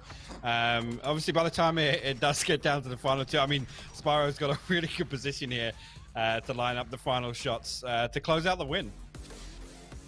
And I think it was one of those, you could almost see it, Godspeed, that when Day Trade went down, it was kind of like, you know, the chains were off of everybody else. They went full bore after that, saying, hey, wait a minute, these guys just left the door open on thousands. Let's go hard and see what we can come up with here. Absolutely, and that's kind of the killer instinct you gotta have. But I thought it was close. I didn't realize it was this close. Wow. 26, 27, 28. Wowza. Obviously, yeah. TSG. I don't want to say they ran away with it. It was only 5 points, but it was literally in the single digits from second to fourth. Wow, so Day Trade ends up in fourth.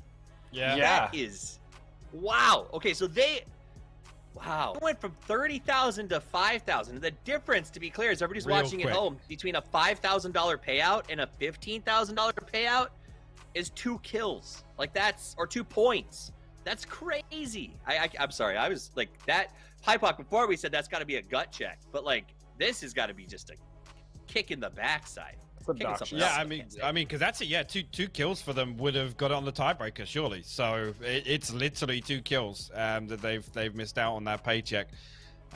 So yeah, that's tough to look at. Really tough to look at.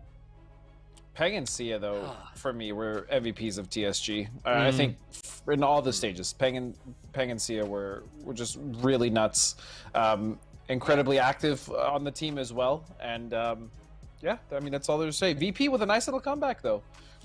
Yeah, definitely nice. You know, and it's nice to see Peng and Sia stepping in, because I feel like over the last couple of weeks, a lot of what we've talked about and some of the big highlight moments have been Volibear, primarily, as well as some others. But to see him kind of taking a back seat during this phase and the other two stepping up, that's encouraging for a team going forward, right? It's a good takeaway, confidence builder as you move your 4 into the next stage. I mean, we're seeing teams that can't even get the same 4 people through this entire tournament, and you get TSG sort of getting better as they go, right, Hypoc? Yeah, it is. I mean, it's good as well that Peng and Sia, 2 players I talked about at the very start of the stream today, have stepped up, and like Godspeed said, they look fantastic through the TPP event. Well, they've been fantastic. Let's hear what they have to say. It's time for a fantastic interview. Let's go. PGI.S 이벤트 매치로 진행된 서바이벌 토너먼트 PGI.S 대망의 Survival 우승팀이 Tournament event 탄생했습니다. match, and we TSG have 선수들 our winning 만나볼게요. team. We are here with Triumphant Song Gaming. 谢谢。 미먼전빵. 네, 3만 달러의 주인공이 되셨습니다. You guys 소감과 함께 have 이번 won 서바이벌 토너먼트 $30,000 전반적으로 as your 어땠는지 prize money. 궁금해요. I'm curious as to how this event match was for you guys. 主人公，首先我想问一下感想，然后再想问一下，对于这次活动周生存赛的比赛，整体上来看，你们的感想是什么？这次娱乐赛拿到了3万美金，对我们来说肯定是很开心，很舒服，拿的比我们生存赛拿的多。然后那个，第二个问题是什么？第二个问题就是，对于这次活动周生存赛整体上来看，你们的感想是什么？整体上来看，其实我们也是抱着娱乐的心态来玩的，就是但是大家的 TPP 的水平还是可以的，然后没有什么压力嘛，然后友谊第一，比赛第二。 사실 일단은 이번에 3만 원을 이렇게 획득하게 되어서 굉장히 기쁘고 편안합니다. 그리고 이번 서바이벌 토너먼트는 저희가 편안한 마음가짐을 가지고 And the 진지하게 survival tournament, we 임했다라기보다는 actually 조금 기쁘게 재미있는 마음가짐으로 tried 좀 to take a 즐기자라는 more 마음가짐을 했기 때문에 fun approach to it, so we didn't want to be too nervous with the games, and we just tried to enjoy and have a good 정말 time. 즐겁게 임하셨다고 하는데 저는 굉장히 전략적인 모습을 보여준 것 같기도 하거든요. 이번에는 마이크를 Even if you 황희진 선수에게 guys 넘겨보도록 하겠습니다. say that you just enjoyed it, we saw a lot of strategic play. 좀 공격적이고 적절한 움직임을 많이 보여주셨는데 There were a lot of 이게 이벤트전을 offensive 위해서 그래도 movements. 준비된 건지 아니면 즉각적으로 팀원들과 얘기가 됐던 건지 궁금하네요. And although it was just an event match, we're curious if there were any planned strategies that you guys had coming into the game. 占据的那个位置是非常好的，而且你们的那个路线移动也是非常好的。我想问一下，你们这些战略是提前准备的，还是当场想出来的？我们是当场想出来的。 이런 전략은 그냥 게임을 하면서 바로 생각해낸 것입니다. The strategies that we used during the games sort of came out spontaneously as we played. 사실 위클리 시리즈 14위를 기록하고 있는 TSG입니다. So TSG has ranked 14 in the weekly series. Do you think if PGI.S continued in the third-person rule, how far do you think you could have gone up in the ranking system? 你们现在在 Weekly Series 的排名是第14名。假如这个 PGI.S 全球邀请赛的所有比赛都是用第三人称模式来进行比赛的话，你们预测一下你们最终能获得第几名？如果是 TVP 的话，应该可以拿到前3吧。제 생각에는因为我们有一个因为有朱哥，然后带我们特训，所以才能拿到这个娱乐赛的冠军。제가 생각했을 때는 3등, 탑3 안에는 들 것 같고. I think we definitely would have made it into the top 3. 지도가 있었기 때문에 이번에 서바이벌 토너먼트에 우승을 할 수 있었습니다. And with the help of our coach in this survival tournament, I think we were able to come out as the winners. IMCA 선수에게도 마이크를 한번 넘겨볼까요? So, question for IMCA. 接着我想向 IMCA 选手问一下。 네, 오늘 정말 멋진 피지컬 그리고 정말 파괴력 있는 그런 경기력을 보여주셨던 것 같습니다. It was really an amazing game today coming from you. And now that we've gone into the second half of the weekly series, how are you guys going to be approaching the upcoming games? 从下一周开始，我们是再次会进行周中生存赛的。对这个你们打算以怎样的决心参加比赛？下周的比赛，我们首先目标是进周决嘛。然后我们这次中间休息的一段时间，我们也是有好好训练，调整了心态的。所以我们下一周，我们都是就是肯定要比之前打得好。 저희가 이번에 일단 목표는 위클리 파이널에 진출하는 것이고 저희가 앞에 Our goal every week is going to definitely be to make it to the weekly finals. 훈련을 했기 때문에 And because every time we've had a break, we've really worked hard with our coach. So hopefully we'll improve in all our matches in the second half. Once again, thank you for your interview and congratulations on winning. 谢谢。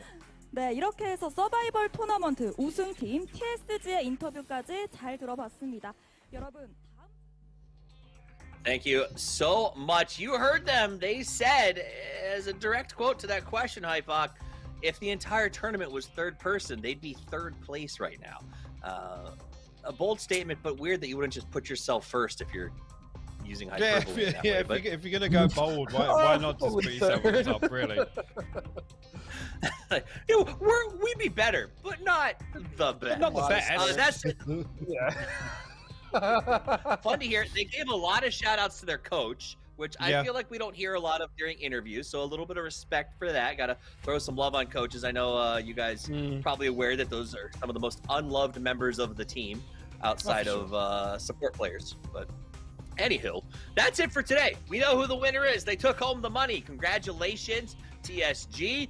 Before we sign out, I want to remind you, we're back next week with all of the action again. Weekly Survival Series kicking off on Tuesday. But I can't leave without final thoughts from the brains that make up the desk, you two. I'm going to start with Godspeed because he hates being last. Final thoughts, my guy. I mean, you pick me last every day today. Look, TSG, if they said that they came into this event kind of comfortable, wanting to have some fun, if they can now do that back into the actual tournament itself rather than the show match, I think TSG could go really far. And overall, yes, it may have not been everyone's favorite cup of tea, but I think this was a fun little event. I think it was a nice break for the teams, and overall, I had fun. I like that. It's like Earl Grey. It's not for everyone, but it's nice. Hypok, final thoughts? No, overall, I mean, it's good to hear TSC kind of lean into some things we've been talking about all week, which is, taking a mental reset, having a little bit of fun, but also, getting themselves back on track in terms of a confidence booster for this week. I personally have enjoyed it. We've seen some interesting endings, and it's good to throw it back a little bit towards the TPP days. I've enjoyed my time with you two this week. Hey, I've enjoyed my time with you as well as your mustache friend as well. It's been a great day. We've had tons of fun. That last circle threw, as Sims puts it, a spanner in the works, but it made for an excellent Big old finish wrench. and a surprising ending. Oh, Ridge. Spanner is a wrench for those of you who aren't from England, by the way. That's it. That's all we have for you. Come back on Tuesday. Weekly Survival Series kicks back up in earnest. The prize pools get bigger. The festival is back on. It's go time, and we will see you then. But until we see you, play more PUBG.